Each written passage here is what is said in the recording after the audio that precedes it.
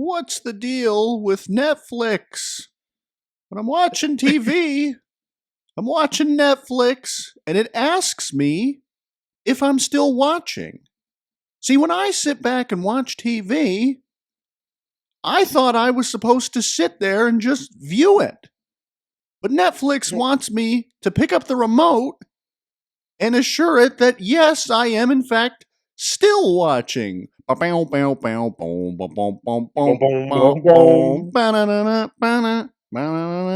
thinking that the other day. I It's was like, funny. this is a Seinfeld bit right here. When Netflix, like, asks you, are you still watching? It's like, yeah, I'm sitting here. Like, what do you think I'm doing? What do I need to do to let you know that I'm still watching TV? It's funny how Seinfeld's humor has just been reduced to that. Like making very kind of like whatever, like very like mundane observations. Yeah. Just presenting it as like some kind of like glorious thing. Yeah. You know, I was listening to Film Tangents the other day, and sometimes they review the movie at the beginning of the podcast. And sometimes it's at the end of the podcast. It's like a Schrodinger's cat. You don't know what you're going to get. You open the box, cat's dead. Open the box, cat's alive. You don't know what you're going to get. That's because we have to keep. That's because we have to keep the audience guessing, dude. That's really what it's all about. If you guys are ever wondering, like, why does this guy seem like they never have their shit together? It's really just it's all very purposeful. Yeah. You know, it's not that we forget the show, how we're supposed to do it. You know, it doesn't have anything to do with any of that. It's just that sometimes we forget. Actually, no, it's all no, it all has a purpose. It's like it's kind of a similar technique as what George Lucas did with the Star Wars prequels, where it's ring theory. You know, it was like ring storytelling. It all rhymes. Like there's a very, you guys will see it at some point. There's a very specific pattern to which episodes have the movie at the beginning and which ones we wait till the end to review. The master plan is definitely not just that we're winging it and figuring it out. Yeah, so this episode we're gonna do a review at the end. So if you're listening live, welcome. Hopefully you stay for our tangents, and then we'll get into the movie review. If you're not listening live, guess what? There's timestamps down below, and if you really want to hear the review, just click the damn timestamp and go to the review. All right, but thank you guys seriously for listening. Like, comment, subscribe, hit that bell notification so you get notified. And comment down below your thoughts on Marty Supreme, your thoughts on what we've gone on tangents about, and also what you want us to review in the future. Special episode ideas are welcome as well. We always like to kind of mix things up here and there. Well, Edward, I figured that, I saw PlayStation, of all people, put out a trailer for a new Spider-Man movie. So I thought we'd give that a little look and see what we think about that. Yeah, let's do it, dude. It's interesting because, I have forgotten what I rewatched like the one that came before this one, Into the Spider-Verse or whatever it was. What it was? No Way Home? You mean? No Way Home. Yeah. Yeah, I get confused with the Miles Morales animated ones and the titles. But I watched No Way Home maybe like a couple years ago, and I think I lowered it down to an 8. My first, my theater experience with that was, I went with you guys. I think you saw it for the second time when I went and saw it for the first time. And I just had a great experience, Yeah. And I think for me in my life, and especially like at that point, I think that was the movie. That was like the one movie that had succeeded at actually making me have like rose tinted nostalgic goggles. Yeah. Like usually movies were not able to do that for me. Like usually I would see a movie and I'll be like, I don't care, But it was just Tobey Maguire. Yeah. The fact that somehow or another they got Tobey Maguire to do that movie. It was all they needed. There's nerds like myself, And I would include you in that. You can remove yourself if you want Calling me to. a nerd, dude. What the hell, man? You Well, there's insult nerds me like right myself. on the podcast in front of Yeah, dude, everybody. you can. Yeah, and you know what? Not Oh only am I insulting you right on the podcast, you better leave it in. yeah, Better stay in the yeah. final cut. I better listen to this back and hear myself calling you a nerd and a Tobey Maguire fan because I know that as much as I am a Tobey Maguire fan, so are you. What And happens if I don't leave it in? then I'll feel really You feel some I'll type of feel really way down. about I feel yeah. some type of way. I'll feel down. I'll feel like, oh man, that sucks. But Toby Maguire, yeah, they got him to stop fighting paparazzi for a couple weeks to film No Way Home Do it, dude. and to stop playing Yeah. poker. Yeah, exactly. And I was very happy, and just when he showed up, I was happy. And also to a lesser extent, but also, in a meaningful way, when Andrew Garfield showed up, I was happy.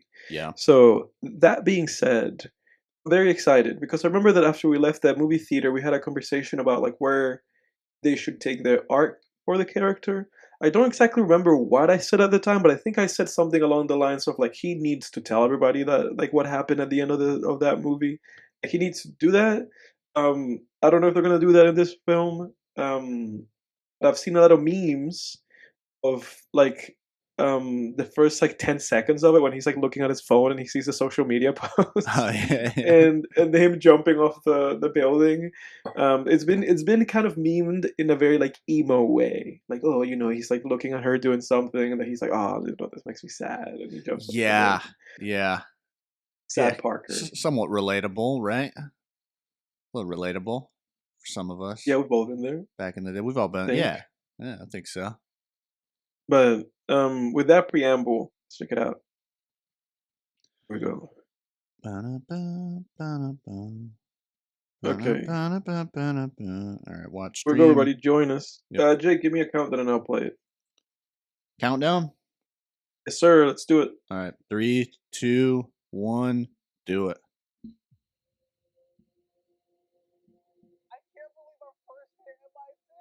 Oh yeah, it's actually looking good for me now. Yeah. Why does he do it upside down? Like, what a jerk. If I was Spider-Man, I wouldn't just be like sitting upside down in place. I know it's like it's What a totally jerk. just to look. It's just totally for the camera Yeah. to make it look There you cool. go. Oh my god, dude! Holy shit! He's like depressed inside that suit.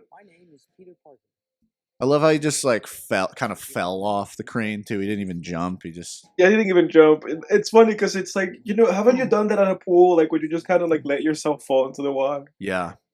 Yeah, that was him, dude.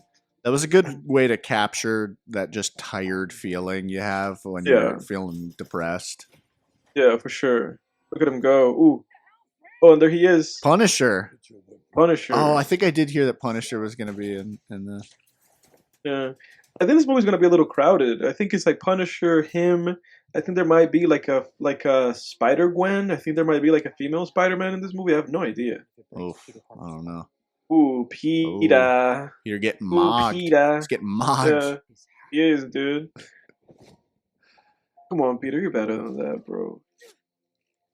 Oh, got a little Spider-Man 2 type shit here with this Yeah, weird spider powers acting strange yeah. storyline. Well, we'll see, man. Oh, look at that, Mark There's Ruffalo. I wonder. I Hulk. wonder who he's gonna be playing.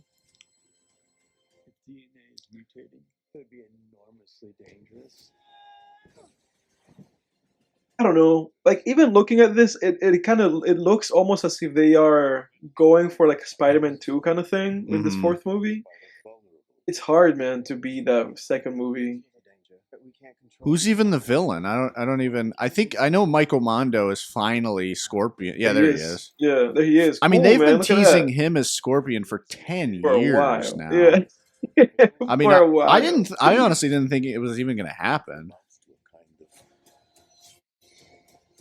Who is that guy even? I don't know all Spider-Man villains. I don't know who these guys are. I don't know who those guys are. Yeah, this seems But crowded with villains too. Haven't they yeah, learned that's that? what I'm saying. They've learned that. I thought they've made the mistake twice with Spider-Man 3 and then Amazing Spider-Man 2.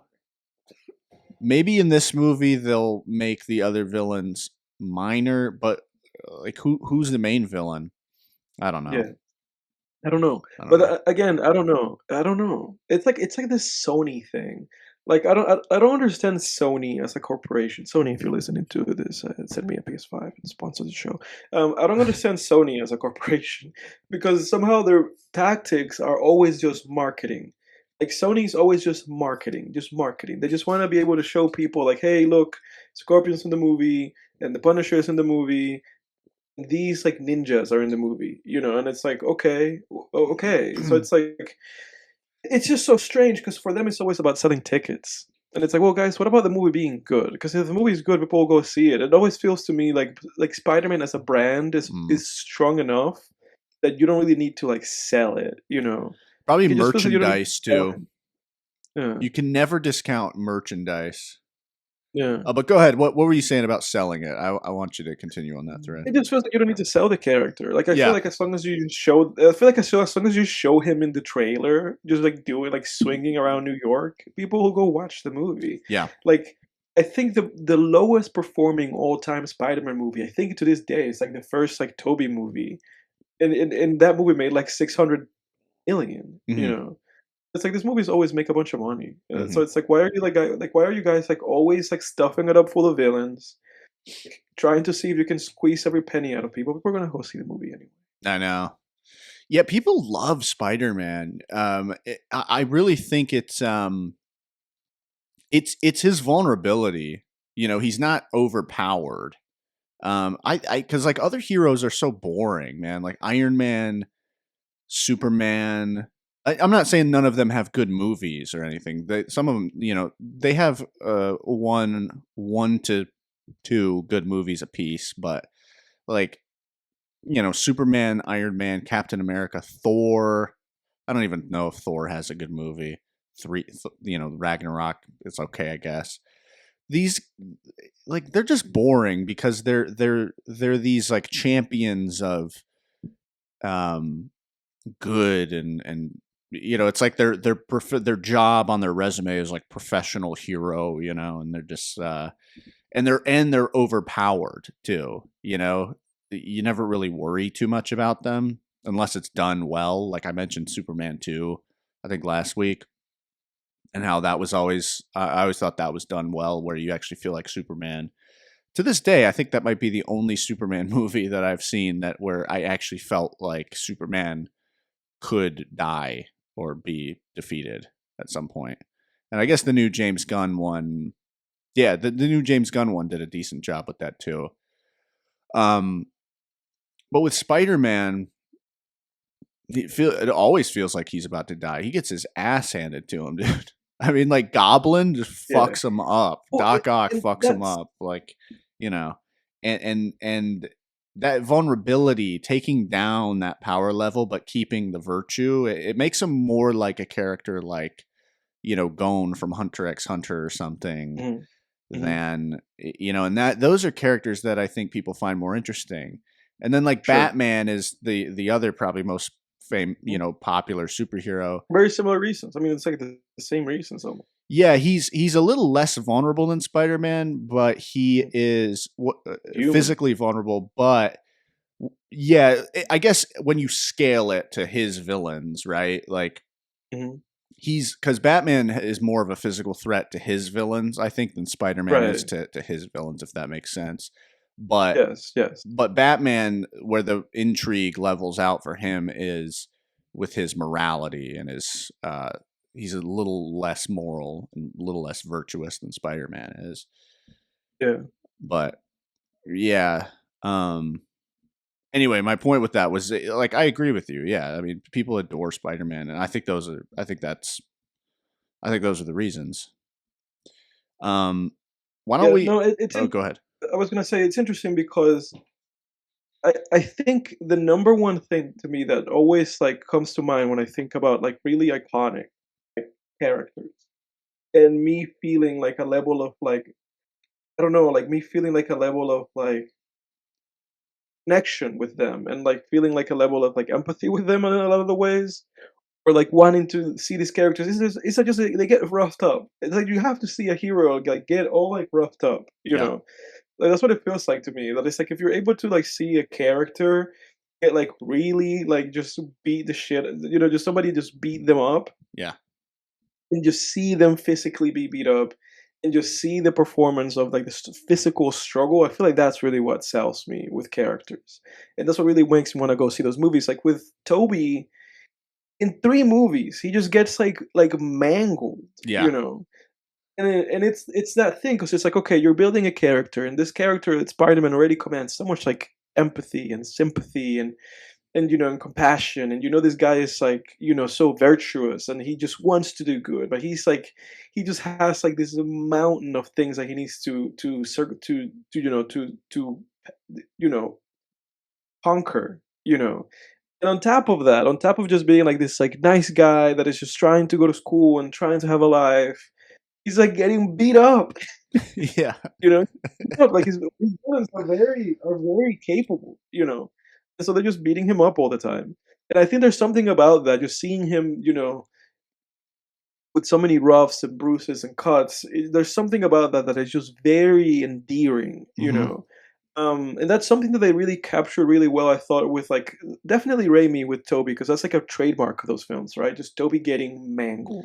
Yeah. At the end of each movie, his One of the mask is always yeah, halfway off, exactly. basically.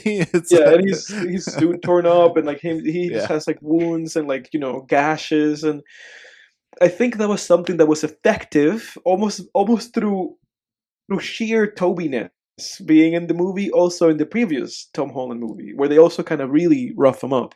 Yeah. They They did rough it. up old Toby. He gets stabbed in that movie. Oh, yeah. Poor Toby. He's um, always getting mangled. but that's the fascinating thing, right? And it's interesting that you brought up like Gone from Hunter x Hunter, because I think that's a trademark of like anime. That Mm. in anime they are not afraid of just completely um obliterating the main character, just completely destroying them.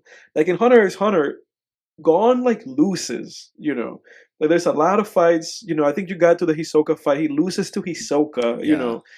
Um and like Killua loses to a bunch of people. Like in Hunter x Hunter, and that's the fascinating thing to me about Hunter x Hunter and about that kind of way of handling character. And it is just looking at your characters as not being.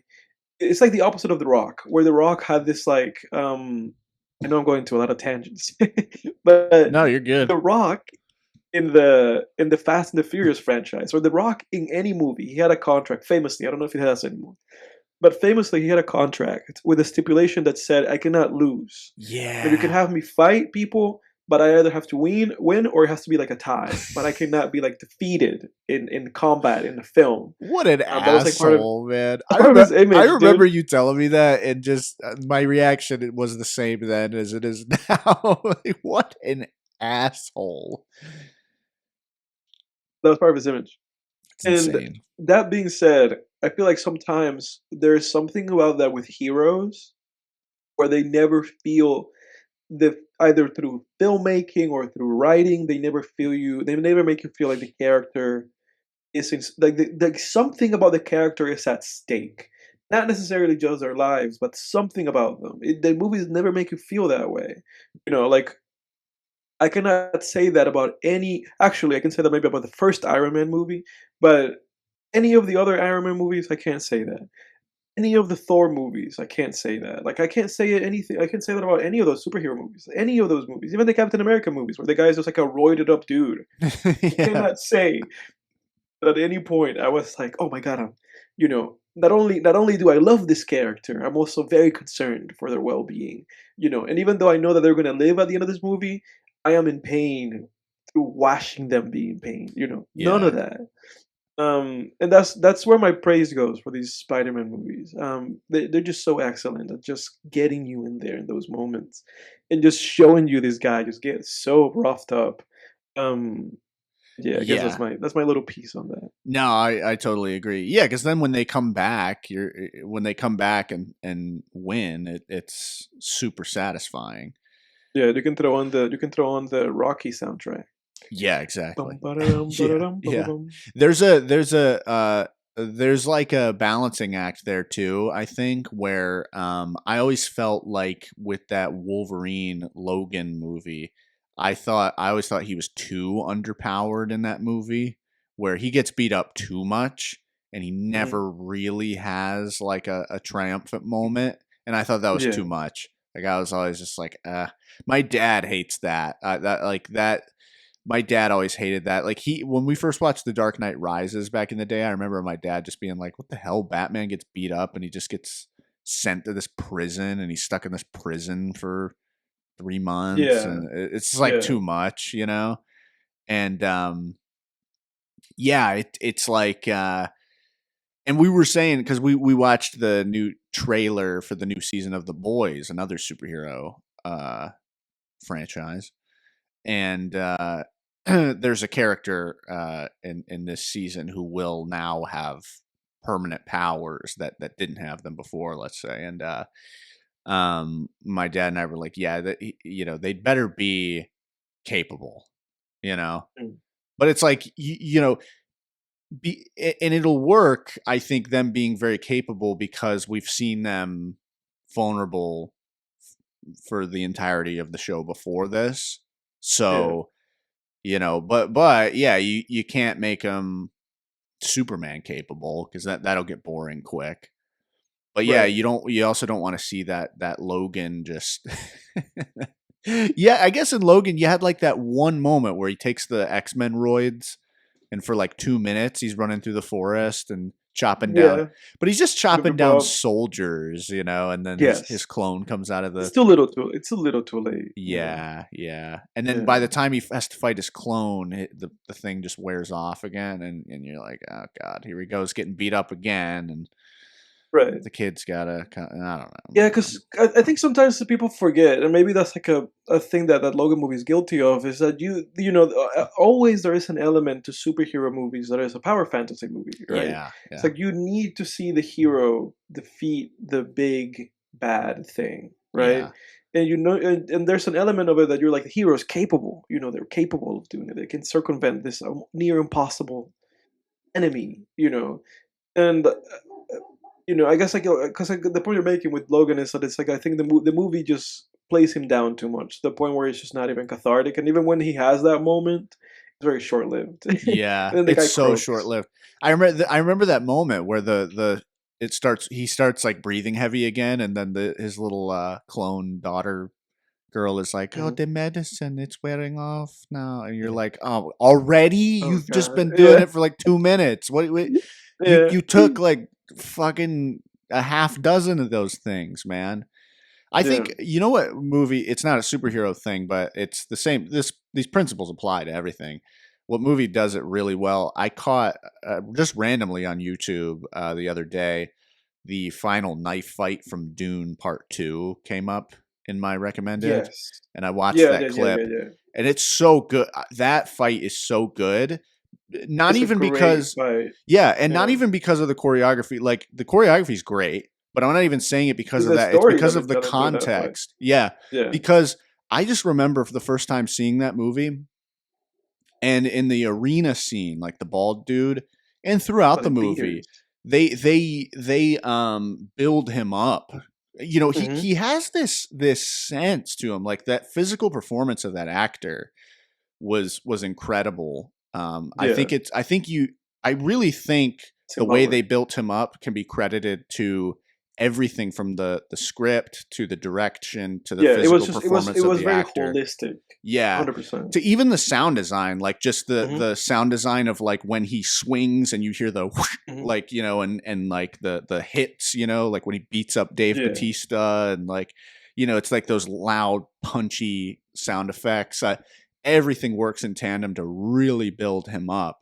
And you really get this mhm, sense of like I just remember watching the arena scene and it kind of I had flashbacks to like times that in the boxing gym that I've sparred professional fighters, and there's mhm, this sense when you do that and you're beginner to intermediate and you fight a professional, you spar a professional fighter, you really feel like you feel like a video game character whose player doesn't know the controls. Like that's what it feels like. yeah, There is a sense mhm, like a few seconds into a sparring match like that, you have this realization like, dude, there is nothing I can do. This guy is Yeah. so far beyond me. Like there is no I can it makes the same difference if I throw a jab or if I wave my hands around wildly like I'm swatting mosquitoes away. It makes the same difference because this guy Yeah. is on a completely different level. And that I felt that way when I watched the arena scene in Dune. They made that villain feel that way, where it's like, dude, no one can do anything to this guy. This guy is so skilled in Yes. combat. So Don't then you? Yeah. when he fights Chalamet at the end, even knowing that Paul Atreides is a skilled knife fighter, you're like, Hmm. God, I remember just being like, dude, how the hell is he gonna fight this guy? Um, Yeah. and yeah, that it's a nail biter. It's interesting because I think also there's a scene in that movie where there's like an implication that that Timothy, I think, like saw himself like die in that fight or something. So there was like an element of that fight where he was like, I don't know if I actually can do this, Like it was like it was like this is the biggest gamble here. Yeah, Like, there was an element of this conquest that was foretold through the prophecies in my head or whatever. But then it's like this fight right here is like one of those. It's fascinating because that's something that I really like about that movie, or about this kind of like little narrative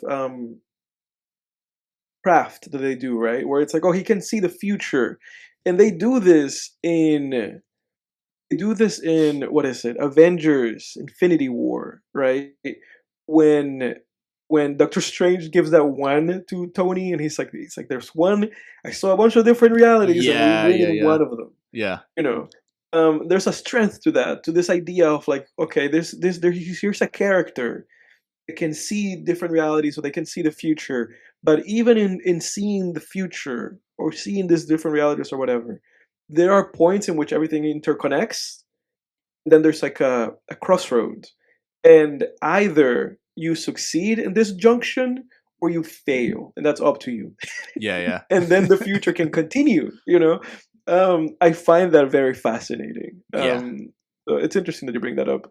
Another Timothée Chalamet movie, and it's interesting that we're having this conversation because I think this conversation makes sense within the context of the film that we watched for this week also. oh yeah, for sure. Well, Mm. speaking of Dune, the teaser trailer for Dune Part 3 just came out last week, and I gotta say, first thing right off the bat, the movie looks awesome. But if It this is a looks teaser, then I don't know what the hell a full length trailer is how anymore, long dude. how long is it, dude? I haven't seen it. It's 2.5 minutes, and it's a trailer. Ooh, It's not a it's a teaser. teaser. When I But clicked that's why on I it, don't watch these trailers. I thought it would be just some wide shot of Timothy Chalamet's back as he walks through the desert and him narrating Mm. something, and it would be like 30 seconds. That's a teaser. It's a teaser. This is a full trailer, and it is a full length trailer, and I'm Yeah. like, what the hell are you guys going to include in the actual full trailer? Like, Yeah. it's insane. Dude, it's going to be like, I don't know if you've ever gone back and watched the Revenge of the Sith trailer. No, I haven't. Dude, that I rewatched it last year around the time that we did that commentary on Revenge of the Sith. And that Yeah. thing it's like a video version of a Wikipedia summary of the movie. Like it just summarizes the entire Really? movie. Like and I'm like, dude, thank God I never watched like a trailer for this back in the day, back like when I was a kid and I hadn't seen it cuz Jesus Christ. Yeah. But I don't know, you want to check out the Dune trailer? Sure, but that's really like my philosophy with these things, as you know. That's why for me, whenever it's like, oh, I'm gonna watch the movie, I don't even bother. Like I think I watched the one battle after another trailer after I watched the movie. I haven't seen the Marty Supreme trailer. Like Yeah. the habit that I've made is that I watch trailers after movies. 'Cause Yeah. that way there's no way to spoil me, and that way I can see if they snuck things into the trailer that never made it into the movie. It's like, oh, I didn't see Yeah. that. Yeah. Um, but yeah, I'm a big trailer hater, everybody. Watching trailers after the movie is always weird too, because you watch the trailer and you can identify what every moment is, and you're just it's hard to even put it into words, but I just get this weird sense of, like, shit. There's not much here. I can't really put it into words. I'm gonna drop the thread because I can't really think of what I'm trying to say with that. I have Excellent the trailer job, pulled Jake. up You're whenever so you're well ready. spoken. Yeah, let's. But whenever you already have the trailer, I lost you a little bit. Just like searching that thing up on YouTube. Okay. Unless you want to skip the trailer, man. I know you like to skip trailers. No, I'm but- down. I'm down to see the teaser. All I right. have it right here. I'm down for it. All right. Let's do it, dude. Let's do it. It's the Dune teaser, quote unquote teaser. Everybody. Mm. I gotta turn the stream Wow, volume up. it's the dude. It's the Dunes. I realized It's my the- stream it's the volume was so low. It probably people on my end probably couldn't even hear the Spider-Man trailer. Like a mother. There we go. You can hear this, right? Oh yeah. What if it's a boy? I would name it Leto. Jared That was the name Leto? of- That was the name of Timothy's father, Leto. Like named after lettuce.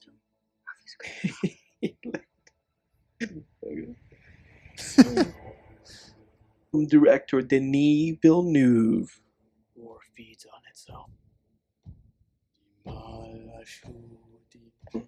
There's what's her face? Anya Taylor-Joy. who I think Oh, plays his yeah. sister. That's right. Whoa, intergalactic trouble. More enemies fight back. Prince Pew's back. Oh, Robert Pattinson. Okay. I can to protect my family. That's right. I forgot he was gonna be in this. But those like look really cool. Those look like inspired by like Japanese Yeah. samurai. How did father do it? Your father never started a war. Yeah, Timothy, didn't you remember your dad was like a really peaceful guy? What'd you say, Rebecca Ferguson? I need you to speak up. Yeah, it's really hush. It's Anya Taylor-Joy. The epic Is this- conclusion. This is the first time she's worked with Timothy Chalamet, right? Seems like. Yeah, I'm pretty sure. I mean, maybe I haven't seen every Timothy movie, but I think so. I mean, dude, this is a teaser. I don't know how this is supposed to be a teaser. Can you This is believe official that? teaser. This is official teaser. How is this supposed to be a teaser?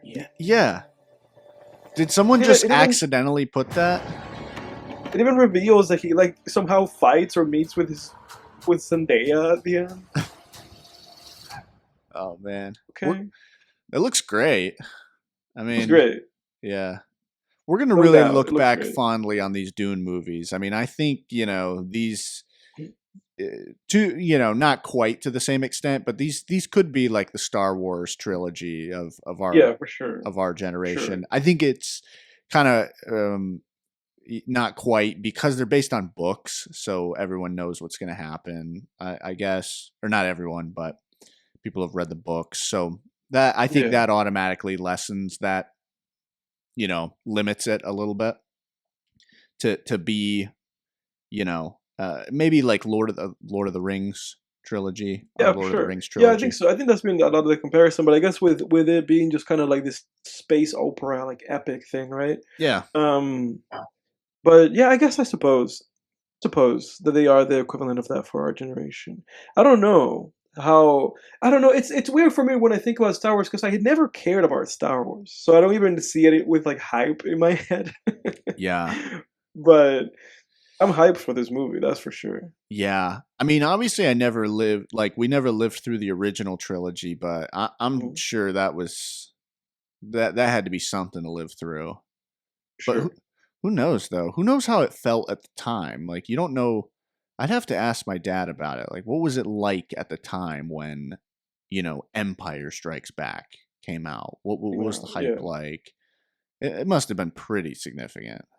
It must be. I think the equivalent to Star Wars in our generation must just be like the Avengers movies, right? Yeah. Because I feel like the hype. I feel like the hype around Infinity War when that came out, Yeah. and because I mean, we had to go to the movie theater to watch Infinity War, and then when Endgame came out, like that, I feel like that was like there was like a fever pitch to those movies, that I don't think we've been through again. Like the Yeah. feverishness of Infinity War hasn't been repeated in the past. I mean, it's been a while. We came out like 2019. It's been like 7 years. Yeah. Yeah. Well, the problem is too, these franchises just overstay their welcome, because Sure. it's like human psychology.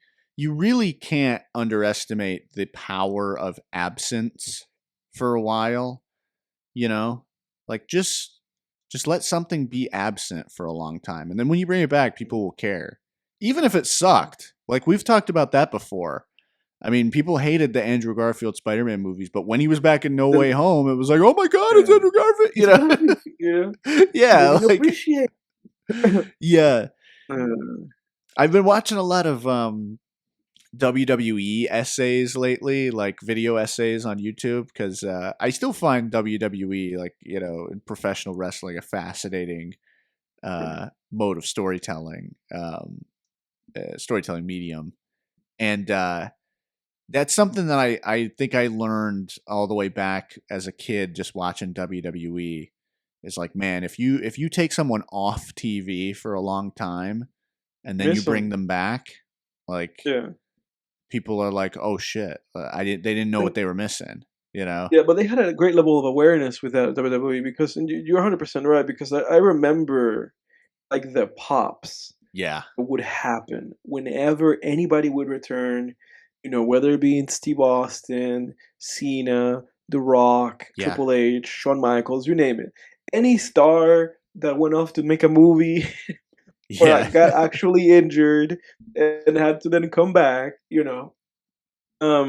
whenever they brought them back, man, it would just go crazy. yeah. And even me as a kid watching the TV, I would just be like, "Oh my god, I can't believe it! Oh my god!" Oh yeah, Um, so no, 100%, and they do understand that. That's the one thing we have to give to old Vince. He knows. He knows. He knew. He knew how to make it happen. yeah. Apparently, Mm. there's a lot of storytelling problems these days in modern WWE. I don't keep up with the product, as they call it, as the pro wrestling community calls it. They just call it Yeah. the product. I like that, the product. Uh, Mm. I don't keep up with it, but I do. I do like to casually pop in once in a while to see what's going on there. And I guess there's people kind of miss. They miss Vince, like they miss his storytelling strategy. It's funny Um, because we know that Vince was like the devil, and yeah, everybody's like, actually, it wasn't so bad. yeah, There was something about Vince. It just yeah. kind of worked. It's kind of funny because I feel like all WWE fans do though is bitch. Because They always been bitching. yeah, that's all they do is bitch. Because I remember back in the 2010s and the 2000s when I was watching it, it was people were bitching about John Cena. They were bitching about uh, you know Let's go see mostly Cena Cena. sucks. Yeah, and then and then in the 2010s they're bitching about Roman Reigns. Brock Lesnar. Yeah, and they were Who were yeah, bitching about Brock? Who were bitching about Brock? All right, dude. I know you like Brock. Brock is the reason why I stopped watching wrestling. When the Brock came in, I was like, I'm done. I was 2012. done.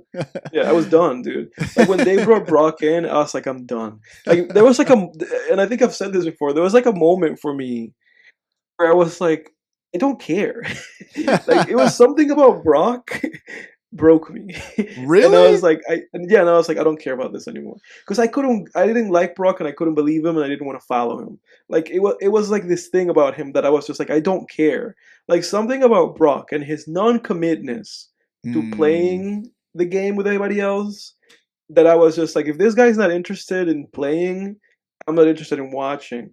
I stopped. Like yeah, I didn't give people a fuck hate. about it anymore. Some people hate that he's a part timer. I always thought that was good because he's like he's a special attraction. Like, and I thought that was what worked well about Undertaker later in the game. to a Sure. lesser extent. He was still a full timer, but they would keep him off television for long periods of time. I remember even back in like the late 2000s. And so when he did come, it was and cleared the ring, it was like, oh shit. And I thought Brock worked on a similar level. I love Brock Lesnar. I don't think he's like a flawless uh character or a flawless wrestler. Like I have issues with how WWE has handled him over the years.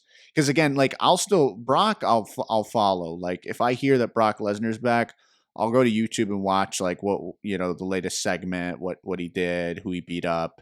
I'll check on who he had a match with on the last pay-per-view, and if a clip of that comes out, I'll watch it.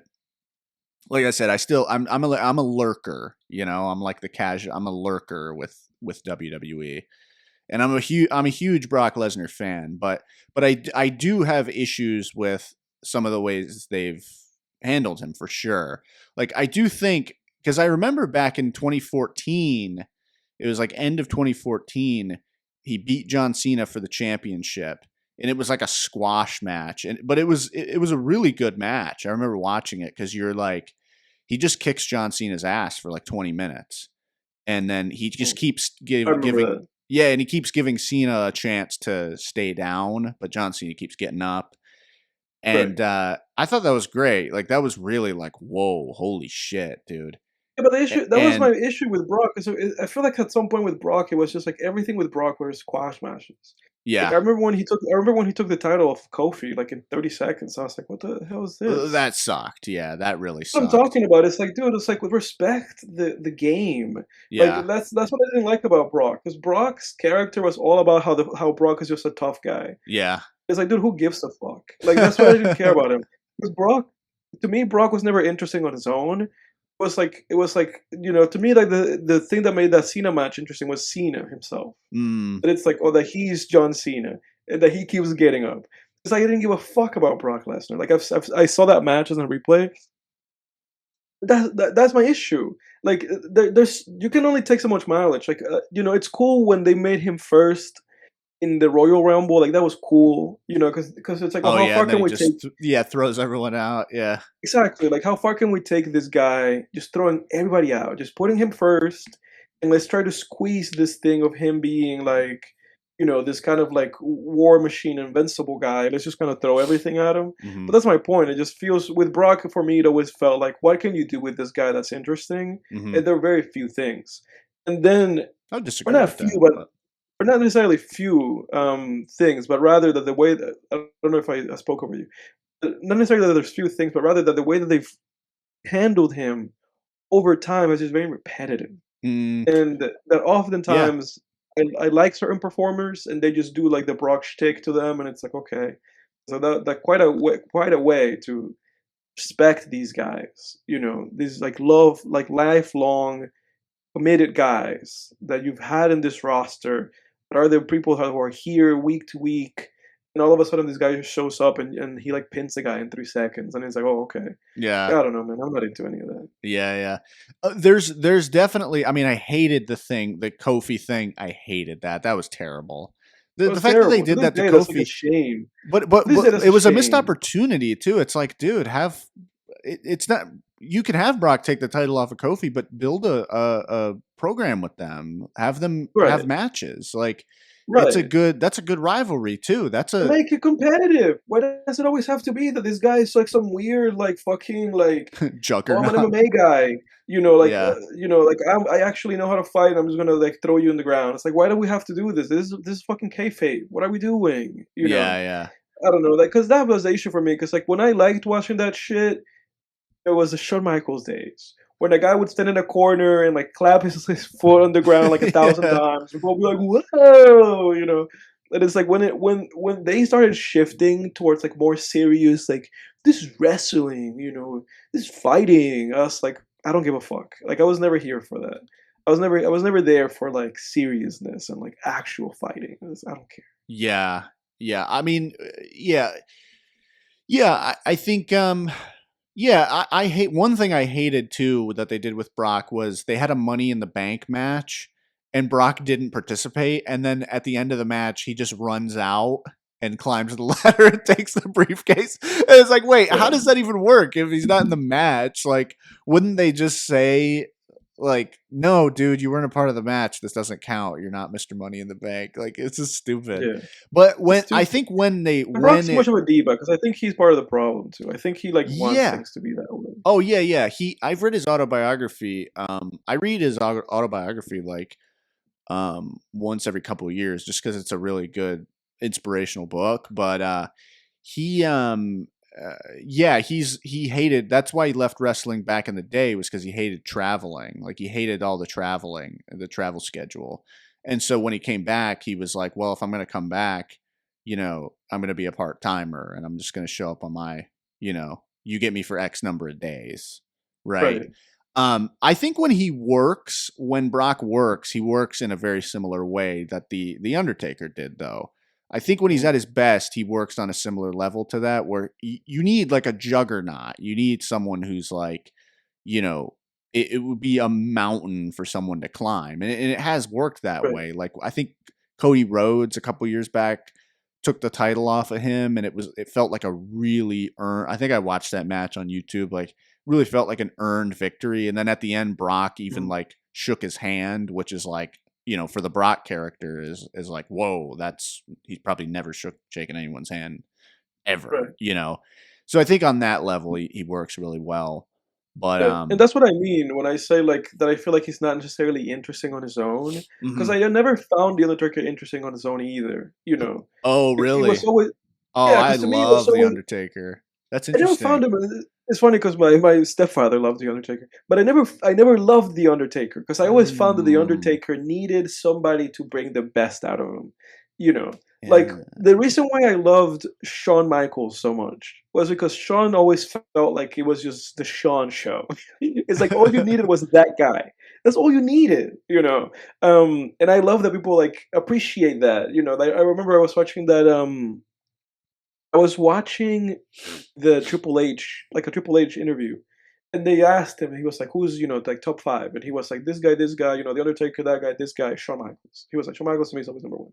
And that's the way that I feel. It's like, I always feel like that guy is always number 1 because nobody was ever better than that guy. I just putting that dude with anybody. Like, you could put that dude with anybody. You could put that dude with fucking MVP. You could put that dude with R-Truth. You could put him with any dude. And it would just be like such a fun match. It's like, oh, we're gonna see a performance.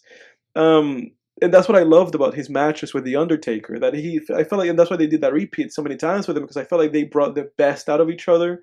Like those two characters. But yeah, that's how I always felt about the Undertaker. That he was not a very proactive character. It was always like, what's happening around this guy that's making him interesting. Interesting. Yeah. I guess we think. That's my feeling about it. Yeah, I guess we think differently on that. Because because then I could definitely see. Because I was going to ask you, why do you think the Undertaker works and Brock doesn't? But I didn't expect you to say that. So. I definitely could see on a superficial level the Undertaker is more interesting than Brock, just in terms of his design and his character. Yeah, for sure. Aesthetically, yeah, and I don't think Brock, but they didn't handle. Yeah, and it's not like Brock. I definitely don't think they built as great of a story overall character storyline over the years that they did with the Undertaker, like with his streak and stuff. I mean that. You might never replicate that, but yeah, I think I don't know. Yeah, I guess I'm big on those big like force of nature guys. Like I was always a huge Kane fan too back in the day. Yeah, like there was one point where I just loved Kane. I was gonna ask you, what was like a moment, one of those pop moments, like a return where you went nuts. Do you remember There's only one that comes to mind. There's only one that comes to mind. Because I was there for a lot of them. I was there for a lot of like Cena. Because I watched WWE all through the 2000s up to like 2012. I watched it like religiously. Like I would watch Monday Night Raw every Monday. SmackDown not so much. Like I wasn't such a big SmackDown guy. I always found SmackDown like kind of uninteresting. Interesting. I would watch them both. No, I was not always there for the Friday nights. Like I wasn't I watch SmackDown, but not religiously. Like I just watch SmackDown if I was like if it just happened to be on and I was watching it. Interesting. It always, if I could just jump in there real quick, it always, it was a good storytelling crash course for me early on in this sense too, because I remember at some point, it depended on the year, but I would be some years or even months, whatever, just certain time periods, I'd be more interested in Raw than SmackDown. Mm, And then in other years, I'd be more interested in SmackDown than Raw.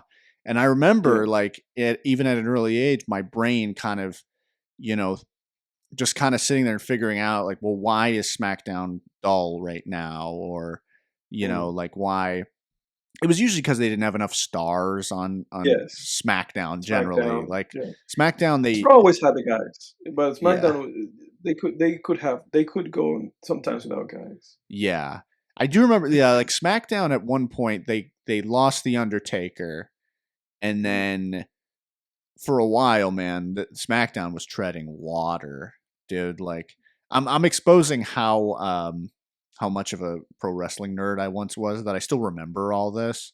But I remember SmackDown was really treading water. Like I'd flip on SmackDown and it's like, oh, Kofi Kingston versus Dolph Ziggler for the Intercontinental yeah, Championship, and it's like, yeah. No, okay, it got bad. It got yeah. bad. Like it got bad. But then when they did the draft was Yeah, always the really drafts were great. exciting.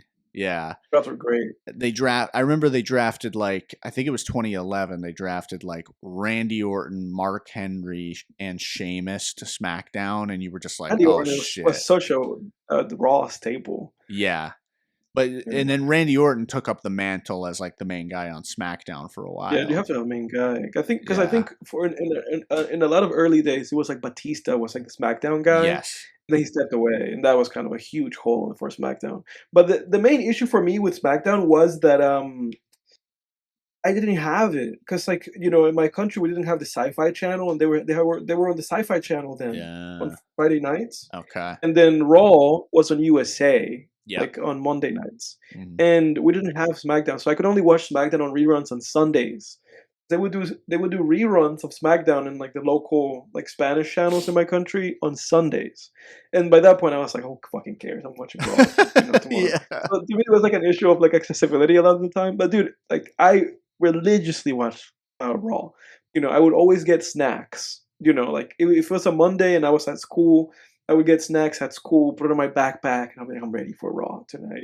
Oh And yeah. then when Raw would come on, dude, I would just like, eat chips and watch Raw. It was the greatest time. It Um, was, man. Those were the but days. the pop that really got me, that to this day I'm like, that's the one, was that Shawn Michaels return in 2009 in Monday Night Raw. Because Shawn was out. I don't even know what he was doing. I think he might have been injured. Um, and Randy Orton was just running his mouth, Yeah. and he was the king of the hill. And he was just running his mouth and blah blah blah, this and that, and out of nowhere, dun, dun, dun, dun, dun, dun, dun, dun, the Shawn Michaels, I think I'm theme song. 'Cause cute. I know I'm I know I'm sexy. sexy. The looks with the girls for a while, I got the moves, you know. Not really moving. Yeah, dude, I even know the theme song. But I remember when Shawn came out, and again, I'm the biggest Shawn Michaels fan, so I am humongously biased. Even in WWE conversations, I'm biased. I love Shawn Michaels. I loved Triple H. I loved Steve Austin. I just loved all those guys. I loved Eddie Guerrero and Batista and Ric Flair. I Yeah. loved those guys. Those kind of like funky, like weird guys. I loved all of those guys. Loved Um, Batista. He was great. was great. But I loved all of them, dude. I loved Eddie. Like my brother and I, because my brother's name is Eddie. We loved Eddie Guerrero, and we loved Shabo. Like we just loved all those guys, man. We loved the Hardy brothers, like Jeff Hardy, Matt Hardy. Like those were the guys that I like loved. I loved those guys. Yeah. But yeah, dude, when and I loved Randy Orton too and The Undertaker. But yeah, I dude, when Shawn came loved out, Randy. Randy Orton, it was Edge. great. I loved Edge Edge. was Like great. Edge was Edge was great. awesome. Yeah, Edge was I awesome. I loved Ray. I loved Edge. yeah. And he's Yeah. all I'm an kind of R-rated superstar. exposing. No, I love him. Oh yeah, I'm kind of exposing myself here, but I've always just gravitated like toward the villains, as you can tell, man. Like when I watched WWE, I loved the heels, and in movies and shows now, I love villains, man. I love just what I gravitate to. Yeah, it's interesting. For me, there were some of them that I really liked, you know. But for the most part, the baby faces were it for me. Like those Yeah. baby face guys, I love them. Yeah. Kind of, yeah. Yeah. It kind of depended who it was.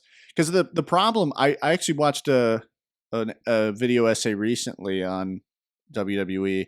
It's so funny. Like it's like I don't watch the product, but I watch like video essays about it. Videos about it. Same here. I watch some videos every Yeah. now and then. Because there's great storytelling analyses in them, you know? But yeah, I don't know why. I just can't really sit through like these long ass wrestling shows now. I don't know, man. I know, It's like, funny because isn't now it's Raw like like 3 hours too? so. It's like you can go fuck Well, yourself.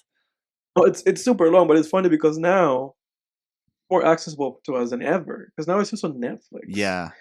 Yeah. We still don't watch it. We Nah. still don't watch Raw. It's just on Netflix, and it is Yeah. long as heck, man. It's funny because as a kid, you would sit through that. You know, it would start like I don't remember. I don't even remember when it would start, but it would go on like way too long.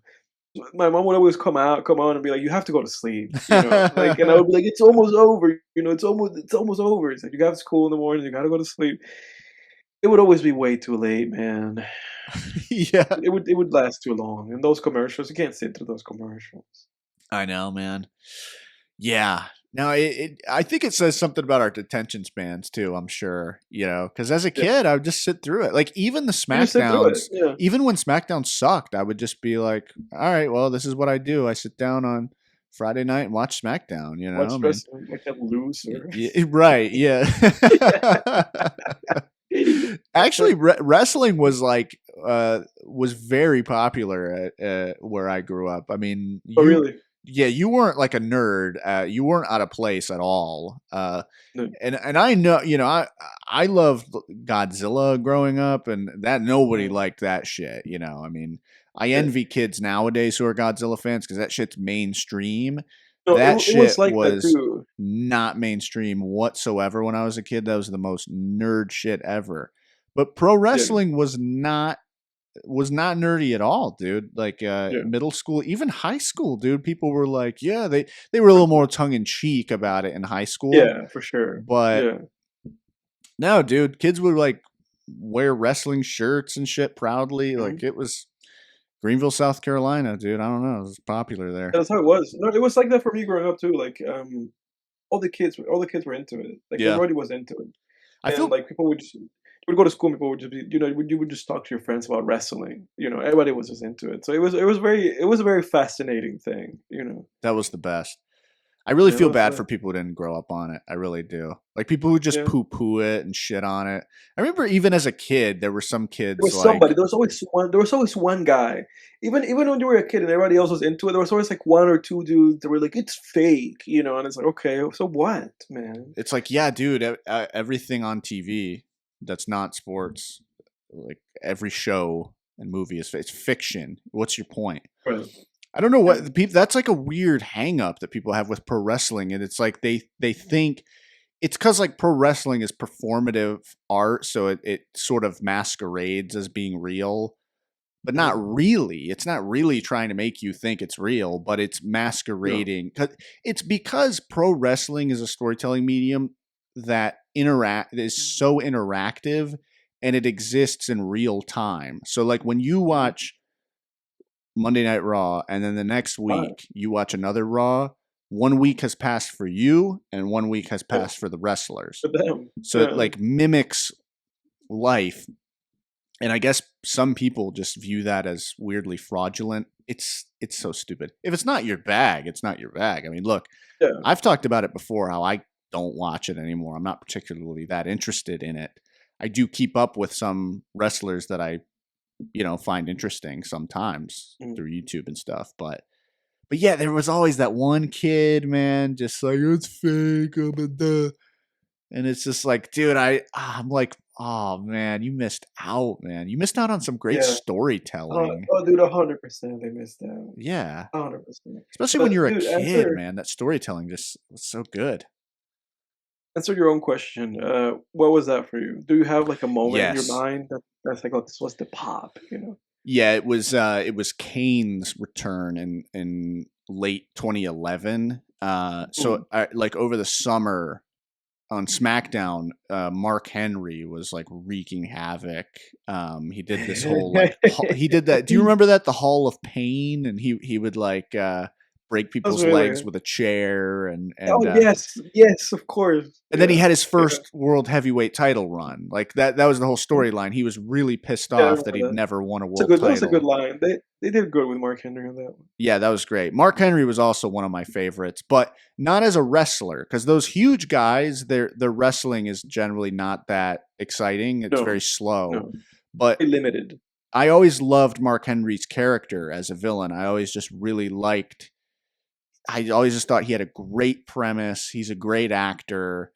He yeah, he just felt really intimidating. But then he was like, he would do those, even as a big, huge guy, he would do those little weaselly ass heel things once in a while that were just really cheap and cowardly, you know?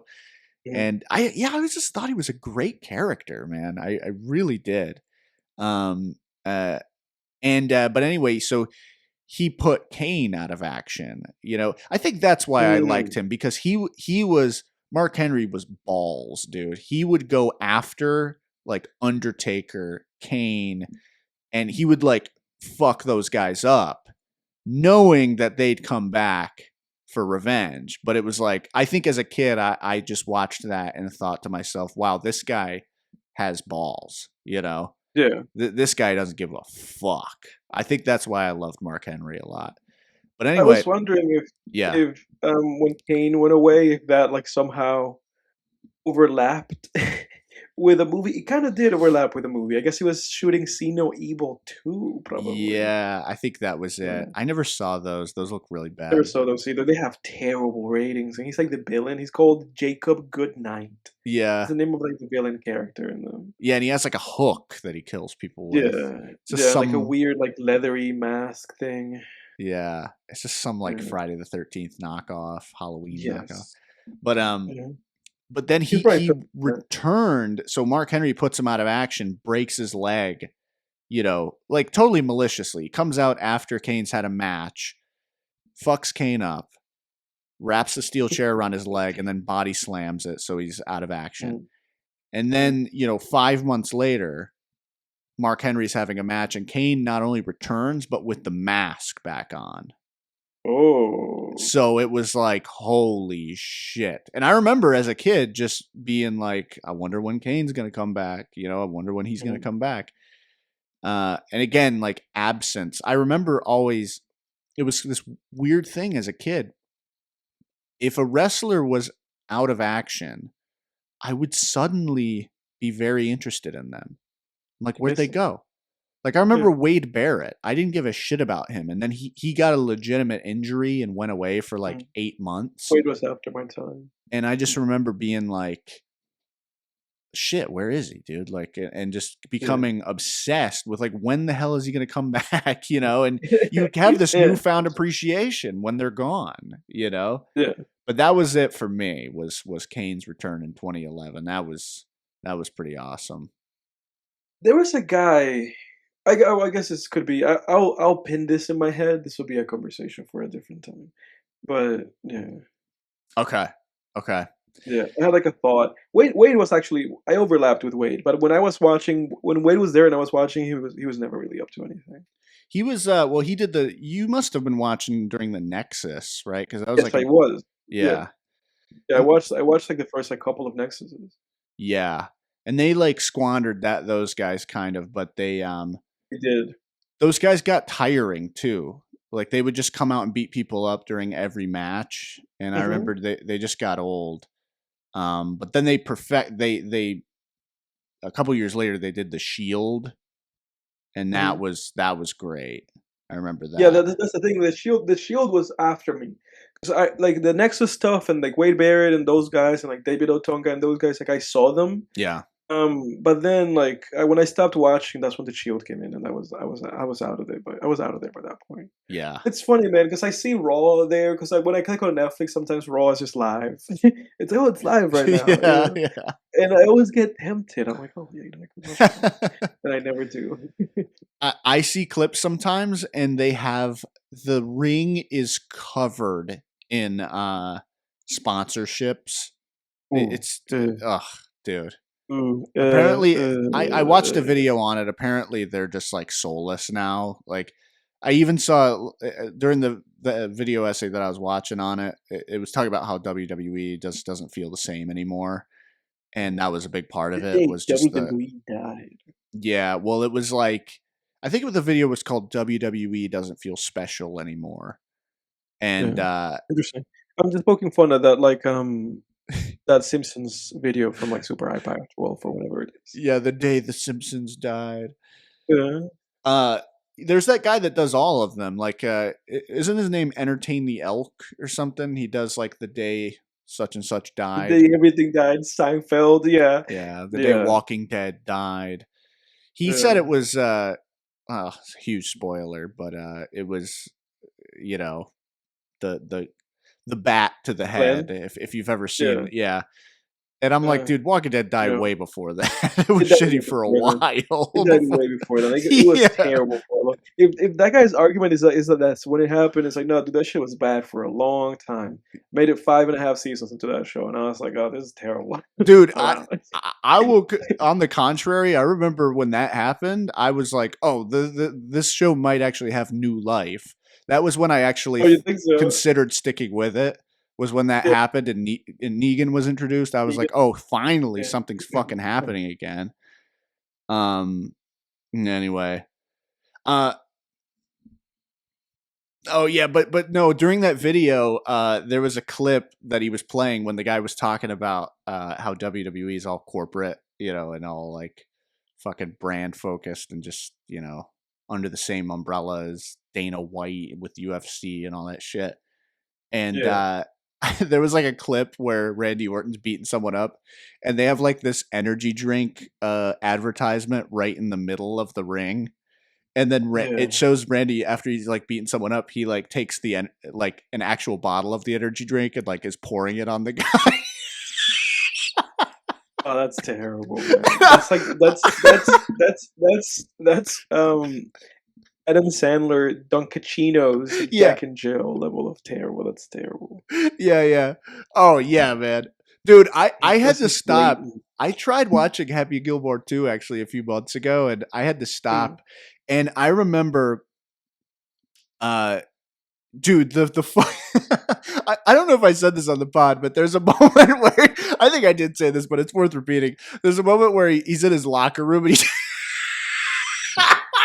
he opens up his locker and he goes like, "Okay, so I got my Axe body spray here, and my Dove soap here, and my Old Spice deodorant here." And you're just like, what the fuck is this? What's wrong with you, dude? You're so brazen. Yeah, I can't do it. I can't do it. All right, man. I got. Damn it! There was a fucking segment I wanted to do, but we're kind of running out of time. Yeah, Do we want to do? What do we want to do, dude? We got to pick because we got like 10 minutes before we definitely have to start talking about the movie. Yeah. Do we want to do our recaps, or do we want to go through movie hot takes on Reddit? I think maybe our recaps, because the movie hot takes are going to take us down all kinds of rabbit holes. They're gonna take us all kinds of rabbit holes. I don't have much of like a recap though. I only have like a couple albums I've listened to. Yeah, maybe we'll be good boys and just do the recap, dude. Yeah, do you want to do it? We should stop doing a movie of the week and just tangent. Is it then? It feels like You homework, dude. It feels like homework. It's like, oh, we gotta get to the fucking movie now. It's like, all right. You flew that last week. You were like, maybe we could do just tangent. we have to have an excuse, don't we? Oh man! All right, go ahead, man. Okay, Cap that read, dude. I'm gonna cap it. I listened to Purple Rain by Prince, like his, iconic Purple Rain album. And I found out that that whole like, "Come on, let's go" thing that dude has in his channel that I hate. I unsubscribed from that guy, by the way. Oh, James I don't Whale know Bake if I had, Sale. yeah, James Whale Bake Sale. I don't know if I gave that update. I unsubscribed from that guy like months ago. Well, he puts too much. He Because puts too many Nick Mullen videos there now. I unsubscribed. I couldn't do it. Like, cause it's like the only reason why I was like, oh, I like James Webb Excel was just because I was like, oh, I like to just watch compilations of people that are actually interesting, Yeah. like actually interesting, like artists and people who are actively doing things. Tarantino or sometimes Bill Burr, but Bill Burr also got exhausting.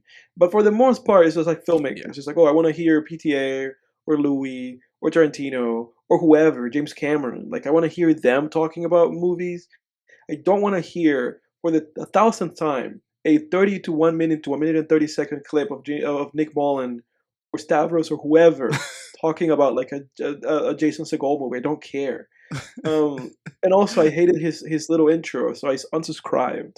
That tells you a lot about how annoying like a little intro can be that you unsubscribe.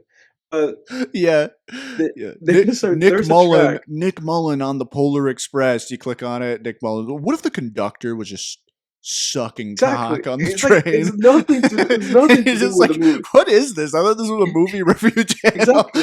It has nothing to do with the movie. And then you would click like a Louis video and he's actually going in depth about like There Will Be Blood and it's like, why Yeah. are you doing this? This is what this channel should be all about. It should be about archiving.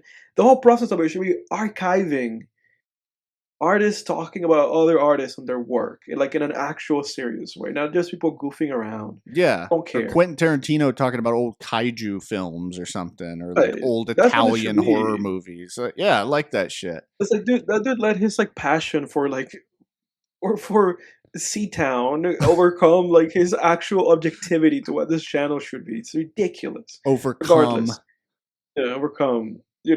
Town. Um, I see the pun. But yeah, Purple Rain. The first track of it just says "Let's Go Crazy." That's the name of it. Let's go crazy. Let's go crazy.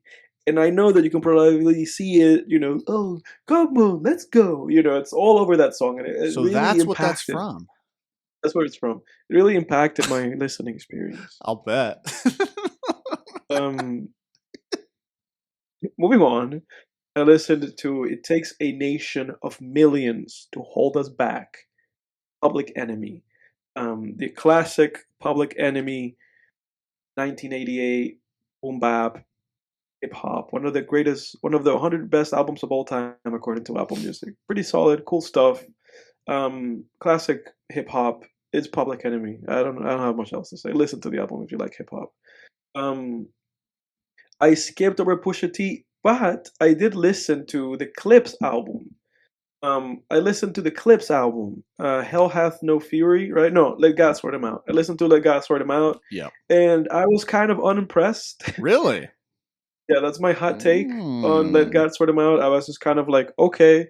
I did not think Let God Sort Him Out was better than Daytona. And I did not think it was better than It's Almost Dry. I did not think it was better than either of those albums. I actually thought definitely it was not. like I actually thought it was about even with It's Almost Dry. About even. But other than that, I listened to the whole album for a day. I listened to it maybe the next day too. I listened to that one like 3 or 4 different times. I barely added any songs to playlists. I have not gone back to listen to it, and I have not had an inclination to do so. Yeah, I will say when it first came out, I was like, this is great. And I've barely listened to it after.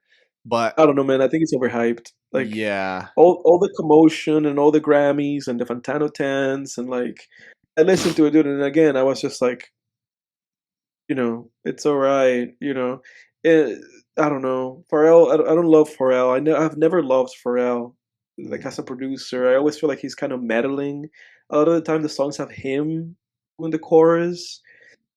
And listening to Pusha T just made me think to myself, like, this guy has never sounded better than over Kanye beats, and he never sounded better than on Daytona, and he never sounded better than on the beats that Kanye produced on It's Almost Dry.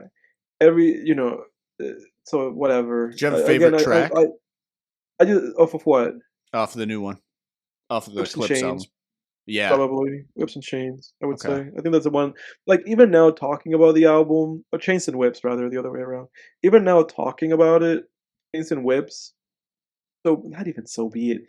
Chains and Whips is the only song that comes to my mind, and that I think to myself like, and I think this is the only song I added to my playlist. Mm. Like the birds are crying or whatever the Legend. I couldn't care less about that song. I was like, okay, fine, whatever, man. Who cares? I can't Um, stand John Legend, dude. can't stand John Legend either.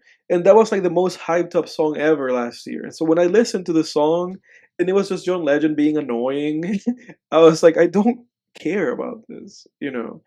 I like So Ace there's your hype. Trumpets and Yeah, Ace FICO. is good. FICO. Those. Um, Yeah. that's my hot take. Let God Sort Him Out. Like a 7 out of 10 kind of album, I think. Yeah, I agree with that. And Daytona is still undefeated. Still his best album. 7 tracks, only like 27 minutes long, no filler, all thriller. It's like literally a 10 out of 10 album. I don't know how Yeah. people think this thing's better than that. But that's it. That's my recap. 5 minutes, pretty good. Yeah, Daytona's fucking incredible, man. Yeah, I was playing What Would Meek Do the other day. I was like, God Oh, damn, dude, go with it out. I mean, God. literally, if you know, you know. The games we play, Hard Piano with Rick Ross, great track. Hard Piano with Rick Ross. Yeah. Comeback Baby, Santorina. What would Meek do with Kanye? And then Infrared. Like, it doesn't get better than that. There's literally not a single skip of that album. No It doesn't get skips. better than that. Yeah. So, I don't know. I like got They're, every song you just named. The second you said the title, I got a dopamine rush just from thinking about it. Fucking they're amazing. great. Great Yeah. songs. He peaked. Because the next one, the dry, what the hell is it called? I don't even know. I forgot about it. I It's still almost dry. Yeah, I still listen to it a good bit, but it's not Yeah. it's not as good as Daytona. This is never gonna. Dreaming of the Past is great with Kanye, but again, like Yeah, to me, the great songs off, it's almost dry are the Kanye songs. yeah, Rock yeah. and Roll with Kanye and Kid Cudi, again, another one of the Kanye songs. You know, like any one of the like Pharrell songs, I don't care for them. Yeah. Like Brambleton, I don't care for Brambleton. You know, No. I don't know. I think Pharrell's overrated. I think he's an overrated producer. Like people talk about hip hop and they always put Pharrell up there, but it's like, dude, I've listened to all the Clips albums.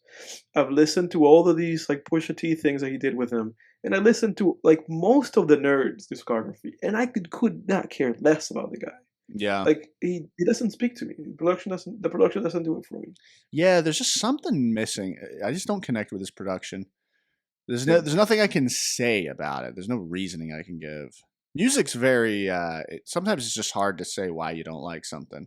It's not like Yeah, storytelling where you literally. can really break it down. Sometimes with No. music it's just like I don't know, it's like I just just doesn't tickle the parts of my Yeah. brain that need tickling. That sounded Yep. horrible. Okay. That's the truth. Yeah. I had my fun. All right. Let me do my recap real quick. Watched a few movies over the past couple of weeks. I rewatched Good Will Hunting. We've talked about that movie before. It's Great movie. fucking Great great. movie. Yeah. Classic movie. 9 out of 10.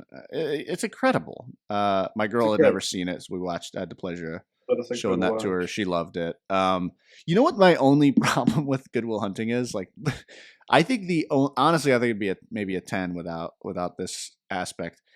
I don't dig Minnie Driver in that movie, man. I don't really dig her in that Really? movie. There's her performance. There's too many parts of her performance that are just really cringe for me. Like when she tells that story, she tells that like long joke at the bar. I just like, it's just cringe. And then there's like other parts where she's like, they're on a date, and then she'll laugh, and it's like that laugh, and you're just like, oh, I don't know, man. Like I'm just. She's like a little off-putting in that movie. Not her character, her performance. So I'm not insulting the writer. I'm insulting Minnie Driver. I have no comment. I could if I had seen if I have like a recent enough viewing of it, but I'll trust you with it. Yeah. But I don't have much grabs of that movie. I have it at an 8. It's one of my great movies. Well, I got a number. How about them apples? Damn apples. Yeah, classic line. Yeah. Or a line that's even better. that I say all the time is, what do you have any thoughts of your own on this matter? Dude, that's an Yeah, underrated line from that movie. I love that saying Boston that. accent. Yeah. Yeah. I love saying that about people or things that feel are so redundant. I'm just like, do you have any Yeah. thoughts of your own on this matter? And then I watched for the first time David Cronenberg's Eastern Promises. Oh, that's been on my watch list for like 15 years. yeah. Yeah. Same here. It's been on there for a while. So it's kind of a double feature in a way to History of Violence because it's a Yeah. David Cronenberg crime thriller with Viggo Yeah, Mortensen. Viggo Mortensen. Yeah. Similar to History of Violence, I'm like, but you know what? Like Eastern Promises, I gotta say, man, this is a hot take, but it's a mid movie. I did not think it was all that. I think I kind of feel the same way. People seem to think that A History of Violence is some kind of masterpiece. I think A History of Violence is slightly It's above good. average. It's pretty good. Yeah. I think it's better than Eastern Promises because at least History of Violence is very entertaining. But Yeah. Eastern Promises gets I don't know, man. I was getting bored during that movie, and I don't find I just didn't feel like there was enough there for me to sink my teeth into. There's a cool there's a scene where Viggo Mortensen has a whole entire fight scene naked, completely naked. I mean, I literally think there's probably frames of that movie where you can see his asshole. Like he's like I was like, holy shit, he committed to this. I hope... He pulled a Tom Hardy, huh? In Bronson, he pulled a Tom Hardy. Do you see Tom Hardy's asshole in that movie? What don't you see from that guy in that movie, dude? Watch that movie again. I remember it. I don't. It's been a long time since I've seen that. But yeah, dude, he has like a 3-minute fight scene completely naked in this movie. It's incredible. And he's like just rolling around. Like, I mean, dude, you see everyone on set saw into every orifice of that guy that day. That's commitment. Yeah. That's a performer. Yeah. Yeah, it's just that movie didn't do it for me. I don't know. There's not much to break down without going deep into it, but it was just like whatever, man. And then but I thought it was decent. Like I thought it was just kind of average. I mean, there was some cool stuff with the Russian mob. You don't see it felt very legit. It felt like what The Godfather did with the Italian mafia, this movie does with the Russian mob. Because the Russian mob generally, most of what we see of the Russian mob in movies are like John Wick or Jason Statham movies. They're just caricatures. But this is the first movie that I can think of, at least, that I've seen where it's legitimately delves into the traditions and the customs and the slang terminology and the prison tattoos, etc., of the Russian mob. And then, dude, I watched Bad Boys for the first time ever with Will Smith. That movie sucks. Have you seen Bad Boys? I've seen the first Bad Boys. It's an acquired taste, if I remember correctly. I think I have it at a 5. Yeah. And that could go anywhere because I haven't seen that movie in like 15 years. Yeah. It's just like a Michael Bay. There's nothing in that movie to the action scenes aren't entertaining at all. So not even like they're just whatever. They're so lazy 90s action scenes with that weird strobe lighting shit that they were doing in the 90s. They would always fight in some dimly lit industrial room with strobe lighting in the 90s. Yeah. Terrible. Bad movie. Bad Boys. Bad movie. Yeah, I don't know if the sequels are maybe worth watching, but I realized I wasn't missing anything all these years. Yeah. And then let me see here. Music wise, I listened to that McCartney album by Paul McCartney. Oh yeah, what do you think about that? I like that album.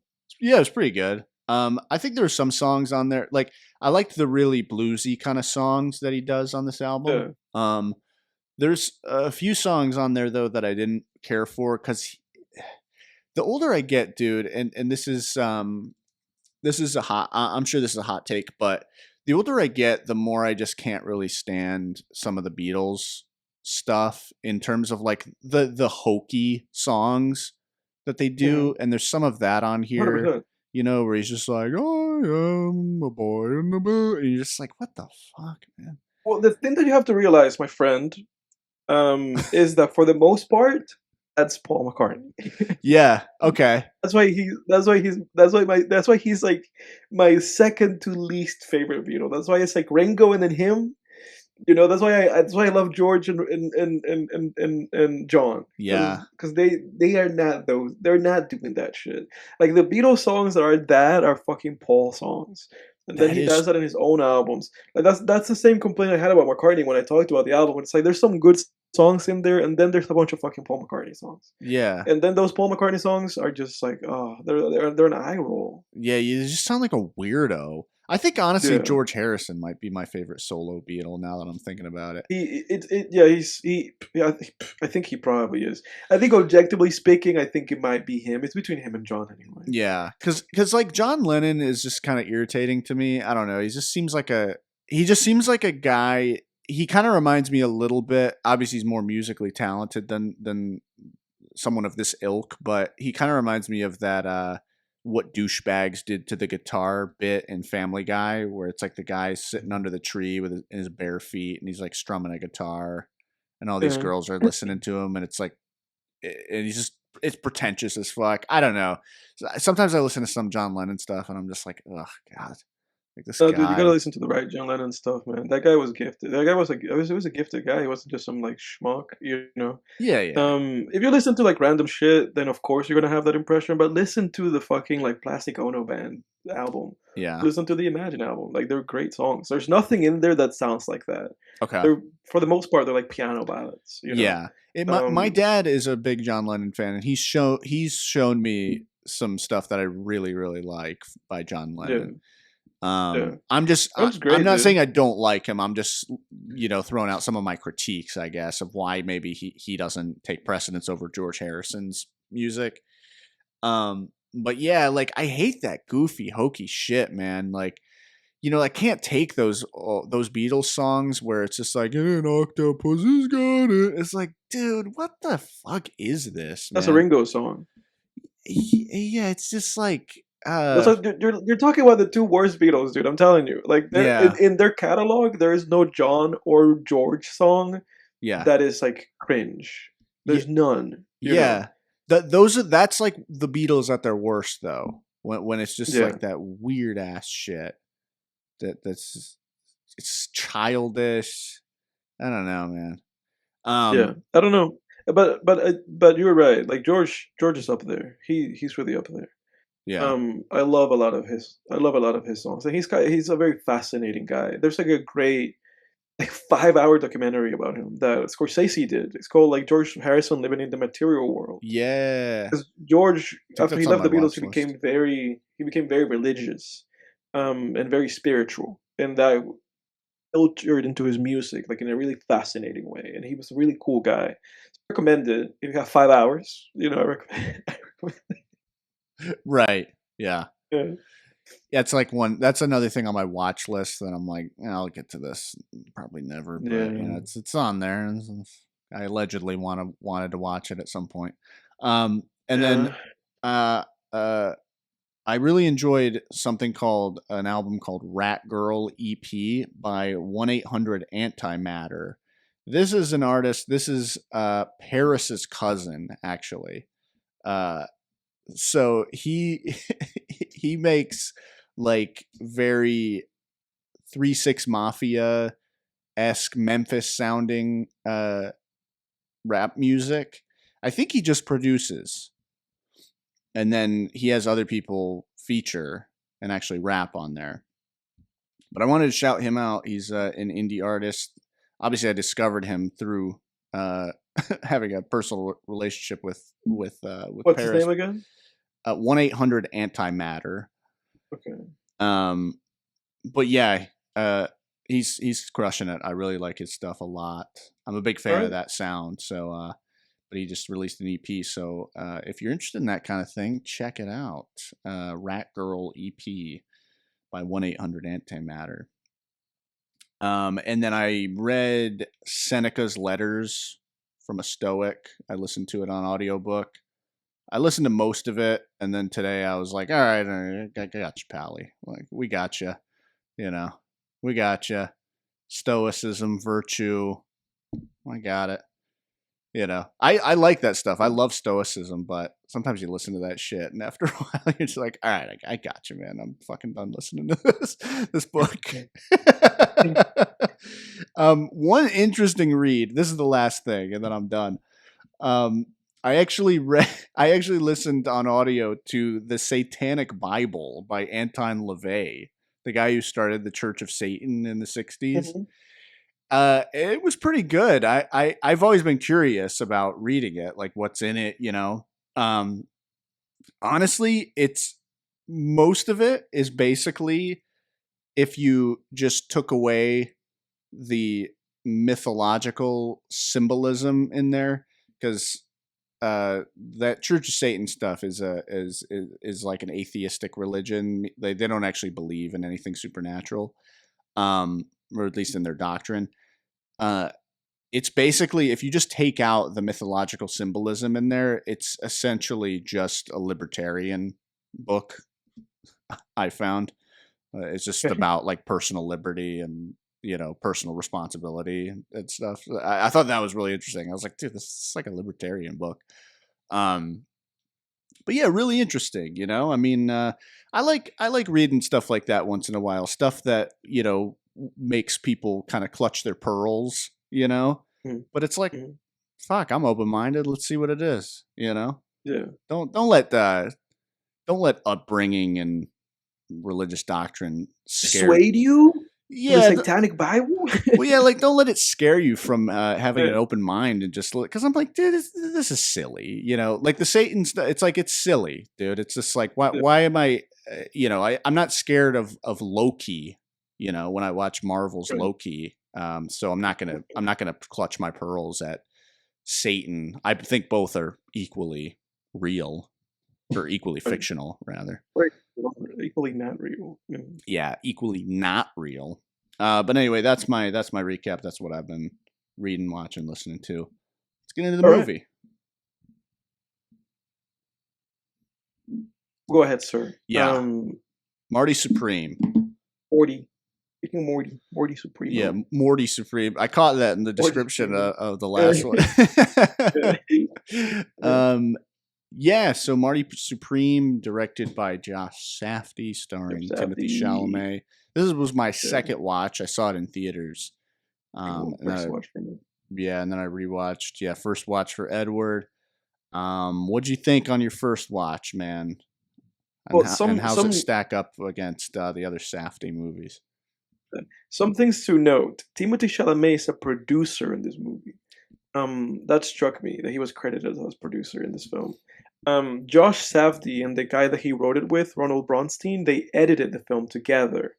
Although I think they do that. I think that's like a Josh Safdie and Ronald Bronstein thing that just edit the movies. I think they edited Uncut Gems and Good Times too. So I found those things interesting. And then Jack Fisk was the production designer in this film. And I point him out because he's usually like the PTA production designer. And I think he didn't do the production design in one battle after another. And I guess it's because he was doing this instead. Oh, interesting. But just some things that I wanted to kind of throw out there. Other than that, I thought this movie was great. Yeah. This is a great movie. I see the criticism that Josh Safdie has kind of faced in the aftermath of this film, because this movie feels very much like another iteration of Good Time and another iteration of Uncut Gems. It's almost like an unofficial trilogy, and I say that just because I haven't seen his other movies. I haven't seen Heaven Knows What. I haven't seen Daddy Long Legs, so I don't know how much of a pattern this is. If this is like the fifth movie in a row for him that he's doing this. Hmm. And I haven't seen his Mashing Machine because I know that was Benny's movie. For anyone following, the Safdie brothers split after Uncut Gems, and they each have made their own solo movie. Although seemingly, from what I understand, Josh kind of washed Benny in the sense that this was like a way better movie than the Smashing Machine. I haven't Yes. seen the Smashing Machine, but I plan to. That being said, I get the criticism. This feels like Uncut Gems. This feels like Good Time Again. It just feels like a character with great ambition who is faced with great and almost unsurmountable circumstances and who pushes, just keeps pushing and keeps pushing. And by keeping on pushing, they dig themselves deeper, deeper into a hole, to the point that you're just asking yourself, like, how deep and how far down can somebody go? Like, how big of like a hole can Yeah. somebody just dig themselves into? And this movie is another iteration of that, right? And it's just Another iteration. endless pivoting too. Yes. It's Yeah. like I remember in Good Time, just to jump in on this, hold that Go ahead. thought. But I was just gonna say, in Good Time, there's a moment in Good Time where he's at, like, Robert Pattinson's character is at the end of his rope, but they have their hands on some bottle of Molly water, I think, Yeah, yeah. and he's And like, they all like right, throw it at the guy. yeah, he's like, all right, how do we move this? We got to move this Yeah, tonight. We how got to do we sell sell it. it? And Yeah, you're that's just right. like, oh my Yeah. god, dude, it's over. Yeah. But go ahead, dude. No, this is a iteration of that, right? Because there's a lot of instances in Uncut Gems that are that. Yeah. And in this movie, it's like, okay, in the beginning of the movie, we see that he had kind of buckled down, right? He was just working on a shoe salesman, and he got the money for it. But his uncle screws him over, and there's like a weird thing going on with his family because it's clear, like, because his mom like calls him, and it's like somebody on behalf of his mom saying that his mom's sick, and you can hear his mom in the background being like, say this. So there's this clear element in the movie of like his family doesn't support him. Hmm. They don't want him to do this. They clearly just want him to inherit like the business from his uncle. Like his uncle is like very hammily like pushing him in that direction. So there's like an element of like sabotaging him, right? Don't see ping pong as something that matters because in America ping pong doesn't matter, right? Like in the US it's like, oh, this or that or this, but not ping pong. And it's funny that he compares like ping pong to tennis at one point in the film because tennis did have its heyday in a little bit in the US, but for instance, like in the modern day, tennis has not been a thing in the US for like 30 years, like because there's no American players. All the guys are just like European guys. And the same thing with ping pong. There's no American players, but ping pong is actually like huge in like China and Japan, and these other countries, in India, it's like huge. So it's fascinating that his family just doesn't respect it, but he loves it. He's obsessed with it. And he wants to be the very best, and he believes in himself, right? So all that he wants, and that's really the interesting thing about this movie that differentiates Timothy's like Marty's character from Adam Sandler's and Robert Pattinson's, right? Because Adam Sandler is just a gambling addict, and the movie is just just seeing a man let his addiction to gambling just destroy him, destroys his family, and destroys him in the end. And then there's the same thing is true about Robert Pattinson. He's just a guy that just doesn't want to do things the right way, right? He's just a dude just like committing crimes and just doing all this stuff just for ridiculous reasons, right? And getting his brother involved into it because he doesn't know another way of living than just like doing crime, being a shitty dude. But in this movie, with Timothée Chalamet, it's actually like it's admirable, right? Yeah. Because it's like nobody cares about ping pong, you know. And even to this day, nobody cares about ping pong in the U.S. But nobody cares about ping pong, and it's the 1950s, and or whatever time it was. I think it was the 50s, and we're watching this guy just love a sport, and we see how great he is, how athletic he is, and all that he wants to do is just to be able to play it, and there's no way for him because it's very expensive. The money that he gets from it is not lucrative. Like there's no money to be made out of that. There's no living. We see that he's trying to kind of hustle and see if he can kind of get like sponsorships or like or somehow to become like famous, to be like in cereal boxes and stuff. Somehow, some way to leverage this thing that he's doing into money so that he can keep doing it.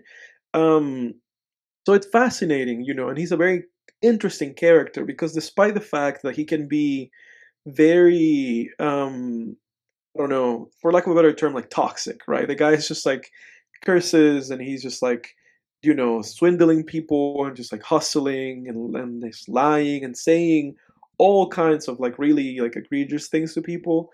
There's still this element of it that like all these guys trying to do is just play ping pong. That's all he wants to do, Yeah.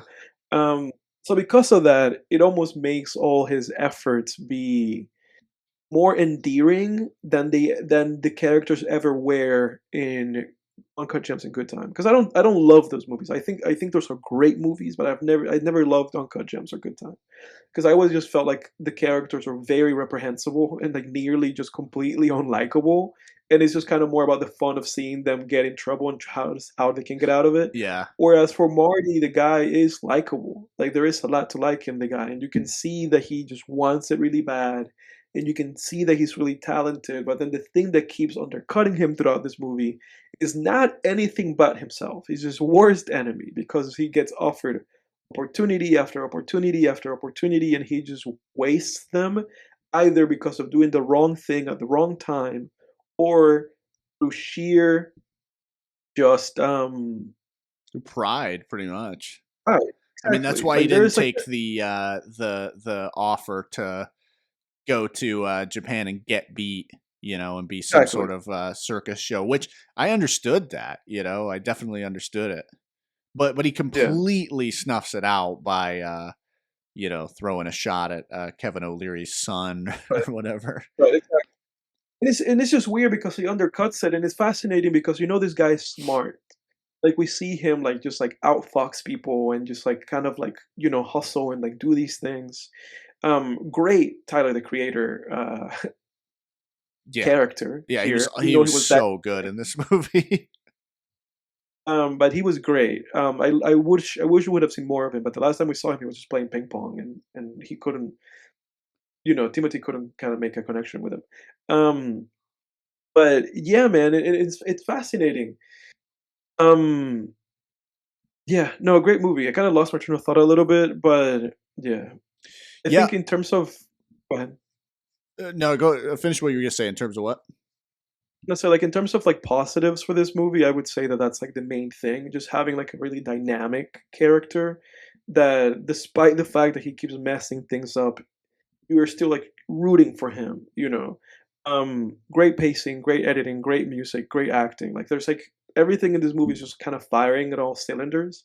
Even random things that this movie does, like when it has the little like like the little like almost like interlude, like intermission of the Japanese like little documentary thing about Endo and how everybody loves him, and there were like parades for him. Yeah, That was really great. That was like a really great palate cleanser. The first like hour of this movie is superb. I have like not one single issue with like the first like hour of this film. I interesting. thought the build up to him being at the Wembley in London and playing ping pong was great. I thought the way that they portrayed ping pong, even though I'm somebody that doesn't watch ping pong, I thought that the way they portrayed it was really cinematic. And was really great. We got a lot of tension. It made me because that's I think the number one thing that you need to do when you make a movie about a sport is, and you respect the sport, is that you need to somehow convey to the audience why somebody loves this, right? Like what is in this thing that people watch it and they go like and they love it. You convey like the athleticism and the adrenaline and the drama of the thing. In a way I feel like that was like a little bit of a shortcoming with the movie Challengers, where and that's been like a huge criticism. That's a criticism that Jack had of that movie too, that the tennis is not really in that movie. It's really Mm. more like drama, and even the way that they portray tennis is very unrealistic. Tennis doesn't work that way. And the way in which Luca shot the sequences was not very dynamic. Like I adore tennis. Like I love watching it, and there's a lot to that.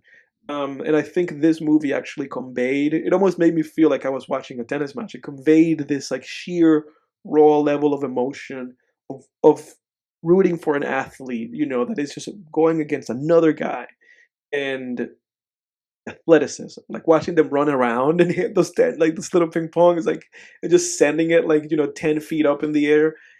Yeah, and you're Great. like, there's no way he's gonna get that, and he does. Yeah, Yes. it was Yeah. great. It Yeah. was great.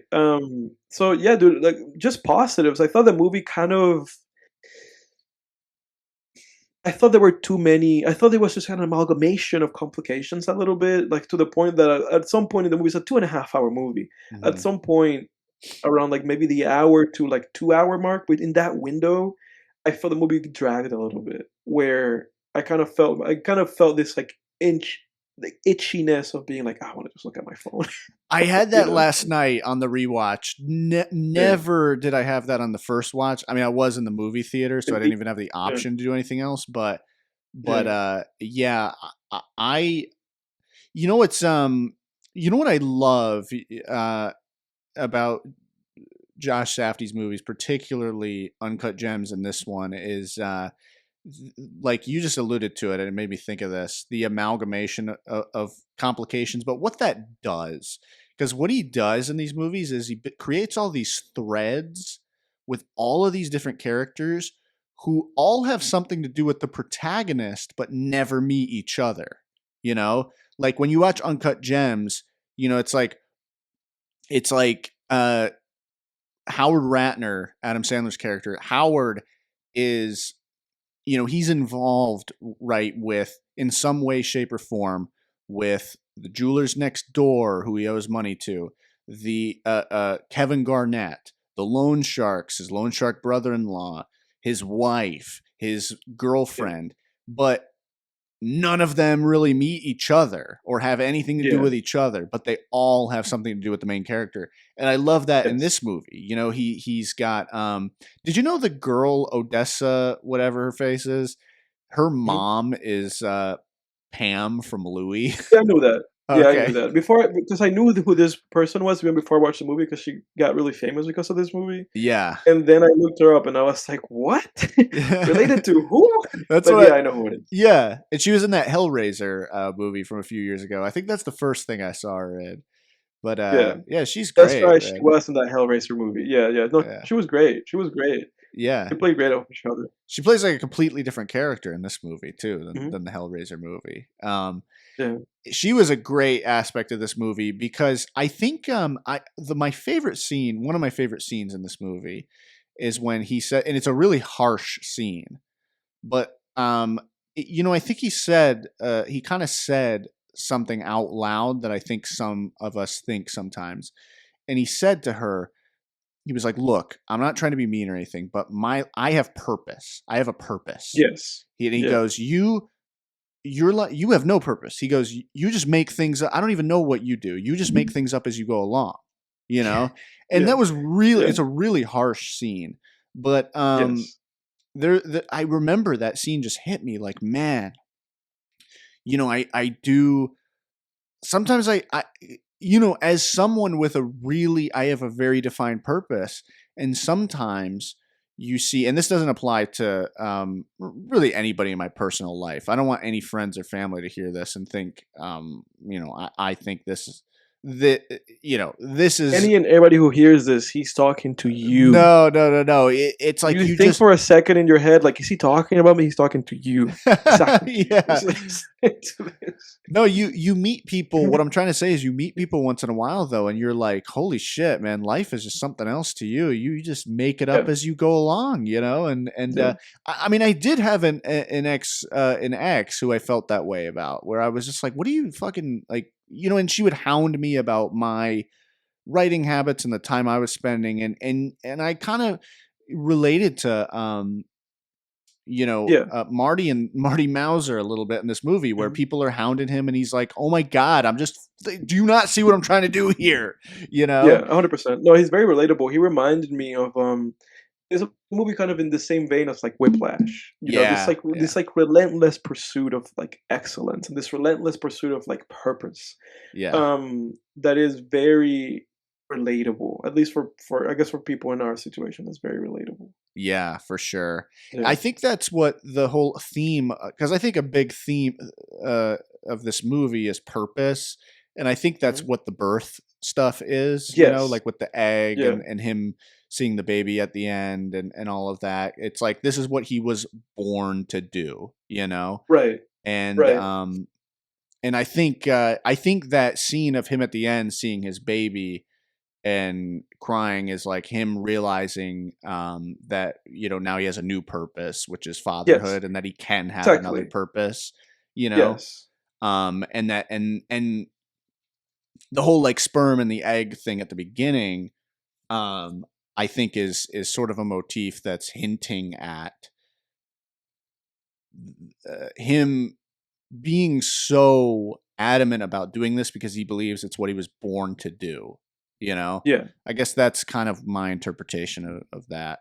I agree. I agree with your interpretation, and it's fascinating because in a lot of sections to the movie, he keeps saying, "I'm not the father. It's not my baby. This and that, and this and that." Yeah. And like one of the last lines he has, not the last one, no, it's one of the last ones. He says, "I'm the father." Like let me through. Let me through. I'm the father. So he like says that, Yeah. and like you said at that point, him saying that is that moment, right? Yeah. Of it being like, oh, you're not just Marty or this like ping pong guy. It's like now you're a father. That's like Right. the new. That's like now that's the thing that defines you. And I found that fascinating because and this is the last point I will make about this movie. But actually, no, I have two things that I want to say still. Um, that that's the whole wants and needs with him, right? It's like he wants to be this ping pong player guy, but really what he needs to do is to be with this woman and step up because he through his actions he put himself in this situation where he needs to step up. And the ping pong thing didn't go anywhere for him, unfortunately, anyway. But that being said, it was cool that even on an unranked, unsanctioned match, he beat Endo. And that match meant something to both of those characters because both of them knew they were playing for real. And he beat Endo playing for real, even if he never beat him, on a ranked, like, sanctioned match. And on my final note, what did you make of Kevin O'Leary when he told him that he's a vampire that's been alive for like 300 years? And what was that? What was that about? That was the most random thing in this movie. I know, right? Well, apparently Kevin O'Leary is the one who came up with that line, He actually. improvised that. Oh, Yeah. interesting. Uh, Means nothing. I don't know if he improvised it, but Josh Safdie needed like a good line there, and he was like, "Nothing sounds right." And then Kevin O'Leary was like, "Well, what if I say that I'm a vampire?" And and they were like, Yeah. "Holy shit, that's it." Let me say something funny real 'cause then- quick before I weigh in on All that. that Timothy Chalamet, Okay. Timothy Chalamet's reaction was just this, like, okay. It was just like, okay, oh, cool. It's a great moment. I loved him in Yeah. that moment because I was like, I shivered a little bit at Kevin O'Leary in that moment, and then just to see Chalamet be like, yeah, okay, pal, all right. Yeah. I was like, nice, that's balls right there. Yeah, it was just such a random thing. Like I laughed when it happened, and I was like, "What?" the fuck? And then it just doesn't mean anything. Like the movie doesn't acknowledge it. Timothy doesn't acknowledge it. We never see that guy again. So I was like, whatever. At least it was like a fun little like laugh. Yeah. Like at least if anything, you can see it as a last moment desperation push for him to be like, "Hey, don't beat Endo and like, don't embarrass me. You're never gonna be happy, Marty. Yeah. Whatever." That's what I think it is. Like, I think that character, like, we might as well just call him Kevin O'Leary. I don't even remember his name. He basically plays himself. He great. can't. That character can't. He couldn't handle being beaten, so he had to just. He was like, I have to say something that might scare him, because I interpreted it as him saying, not literally trying to make Marty think he's a vampire, but just basically saying, like, dude, I have all the resources and time in the world to get you back for fucking me over here, Yeah. and like that was just a very animated way of him saying saying that. something along those lines. Yeah. Like it's like saying to someone like, dude, I'm the fucking devil, like don't mess with me, and like I think if you said that to somebody, I don't care. yeah. I think if you said that to somebody, like if someone said to me, dude, I'm the fucking devil and you don't want to fuck with me, and they said it with enough conviction and in a certain way, I think I would be like, there'd be like a part of me that's like, are they? I don't know. Like, but not really. But anyway, you know what I'm trying to say. But I also thought it was interesting with Marty accepting his fatherhood. He only did it after he beat Endo. You know, Yes. I think if he hadn't beat Endo, he would not have shown his But fucking face in that hospital, dude. He'd yeah, be he probably would still have out still been there. chasing that. Yeah, He probably would have still been chasing somehow to close that chapter in his yeah, life, and yeah. he needed that win. Like he needed it, Yeah. I think it Um, went to show yeah, too that it was all about a lot of it was about his ego. He didn't really care about the money no, unless it was insofar as it helped him achieve his goals in ping pong. And you really yeah, get that sense when he says to the guy like, "Dude, what are we doing? I'm staying in a rat's ass hotel. It's a rat's ass." I fucking lost it when he said that. Um yeah, cuz it's like he believes he deserves better, you know. I think yeah, he's a very egotistical character. He's got a massively inflated ego that he wants to keep yeah, inflating, I think. Um yeah. yeah, but he's so good. I think what's interesting as if you look at, like you said, Good Time, Uncut Gems, and then this movie as an unofficial trilogy, he's the only one who accomplishes his goal at the end. Yeah, yeah. Uh, A lot of it's suffering and humiliation, but he succeeds in a way. yeah, it's like a third time's the charm kind of thing almost if you look at Yeah, it as a 100%. trilogy. Yeah. If Um, anything, now I just wish. Excuse me. I just wish that whenever Josh makes another movie, that it can't be this again. Like I yeah, feel like it can't be another iteration of this. It has to be something else. yeah, potentially. I do enjoy this style. I will say. I mean, it is a really good format for a movie. I'm with you. I know what you're saying. Because I was the one who said to you like, dude, it's another Uncut Gems. It's the exact same Yeah. style, but I will say that doesn't take away from each individual work. No. Um, For and me, it's for me, like, it's more so like for me, it's more so like talking about somebody from like a creative standpoint, yeah, right? yeah, Where for for sure. me, it's just more so like I don't want to see this from you anymore. Yeah, yeah, Like for that's what it sure. is. Like that's why that's like the appreciation that I have for other filmmakers, or from with PTA. It's like every movie the guy makes is not There Will Be Blood. Like you have to do something else. Like if you're gonna make like a silly like high school romance movie and call it Licorice Pizza, make it. But to me, that's like more interesting than just making the same movie again and Yeah. again and again. And it's like I couldn't watch Boogie Nights 3 times in a row for however good that movie may be. Like I don't give a fuck. And that's Yeah. like the thing with me that it's like it's like creatively like as a creative person, it's like I just want to see other creators like do something different. Yeah, for You know? sure. Yeah. Be interesting to see what, like, if Josh Safdie did a horror film or something in this style. Holy shit, you Yeah, know. that'll be interesting. But like Yeah, in a different enough to where it wouldn't be another Uncut Gems, but it would be, yeah. or some, like, I'm just kind of spitballing what maybe he could do next. But yeah, I agree. I would like to see something slightly different. But it is a great format. I mean, this yeah, you get so invested in these guys. Um, but yeah, he is a real piece of shit. I mean, his goal is the most Yeah. noble out of the three, but he is a Yeah, but real he's a fucking piece of shit. asshole, man. Yeah. But there's Yes. something, like you said, it's so. I think what's so endearing about him too. I really noticed it when he calls the waiter over and he says like, "Hey, I'm gonna pay for Kevin O'Leary's table," Mm, and I got this sense of this guy, Marty Mauser. I really admire the aspect of him that just isn't afraid to just take up space mm, and assert himself onto the world. Like he right. just is so just his gumption, like, Mhm. hey, waiter, over here, hey, send them oh, okay, yeah, go tell them now, and he Yeah. like, Yeah, and yeah.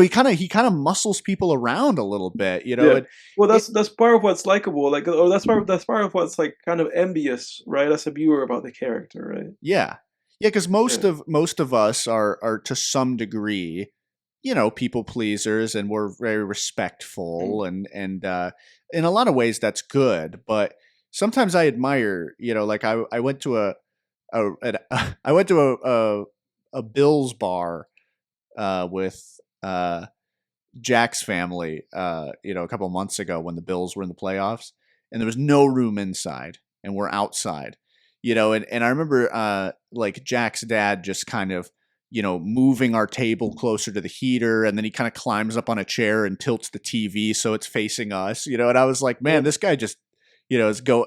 I admire that in people, when you're just like, hey, you know what? I'm just gonna ask. Not going to ask permission. I'll ask for forgiveness. Like I'm just, for sure. I'm asserting myself here. I find this reasonable, so I'm going to do it. And I think that's very admirable because I think a lot of people aren't like that. So yeah, but all in all, for me, for this movie, I think best Josh movie. Yeah, it's tough to say. I do love Uncut Gems. Yeah, I do think this is probably better than Uncut Gems. The Safdie movie, absolute cinema. Yeah. Shot in 35mm, 239 aspect ratio. I thought it was pretty good. Yeah. That's a 9 out of 10 for me, dude. 1 point above everybody else. Like 1 point above Uncut Gems, 1 point above Good Time, which I both have at 8s. This is a 9. Interesting. Maybe a 10 on a rewatch. Maybe. But we'll have to see. I think Good Time I have it an 8 out of 10, and then this and Uncut Gems I have both at 9s. So yeah. This, just as the newer one, I feel like I like this one better because it's more fresh for me, and I've seen Uncut Gems a bunch of times. And I do think, like, with Uncut Gems, the guy's a gambling addict, so you're just kind of like watching this guy just spiral. Ruin his life, yeah. But with Marty Supreme, you really feel like during that match at the end, that ping pong match, I was on the edge of my seat. I'm like, oh my God, dude, I'm like rooting for him.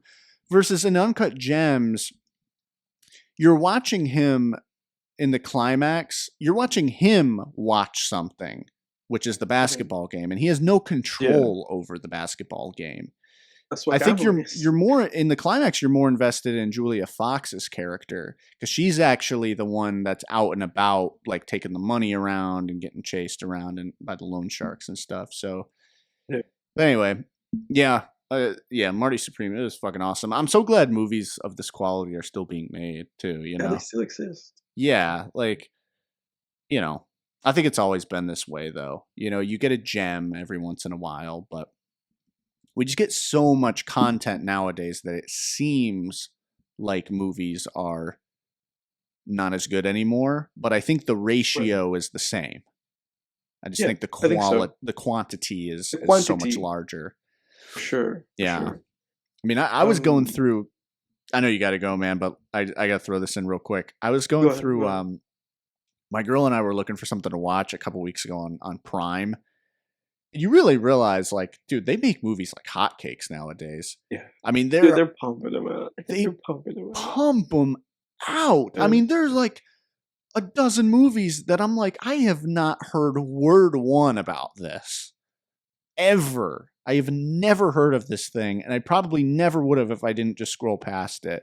Like, they're just bumping them out. You want a colorful, goofy comedy starring Channing Tatum and Jack Black together? Hear it? You're like, oh my God, I never heard of this.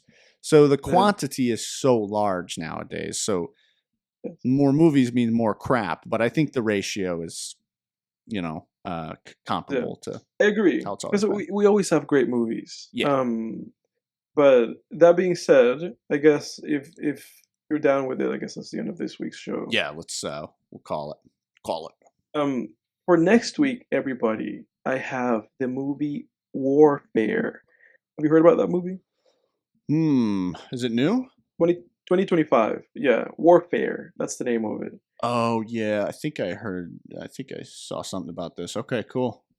Yeah. Cool. That's it. That's next week's podcast, everybody. Be here or be square. Watch Warfare and tell us what you think about it. Don't forget to like and subscribe. And we'll see you in the next one. Adios.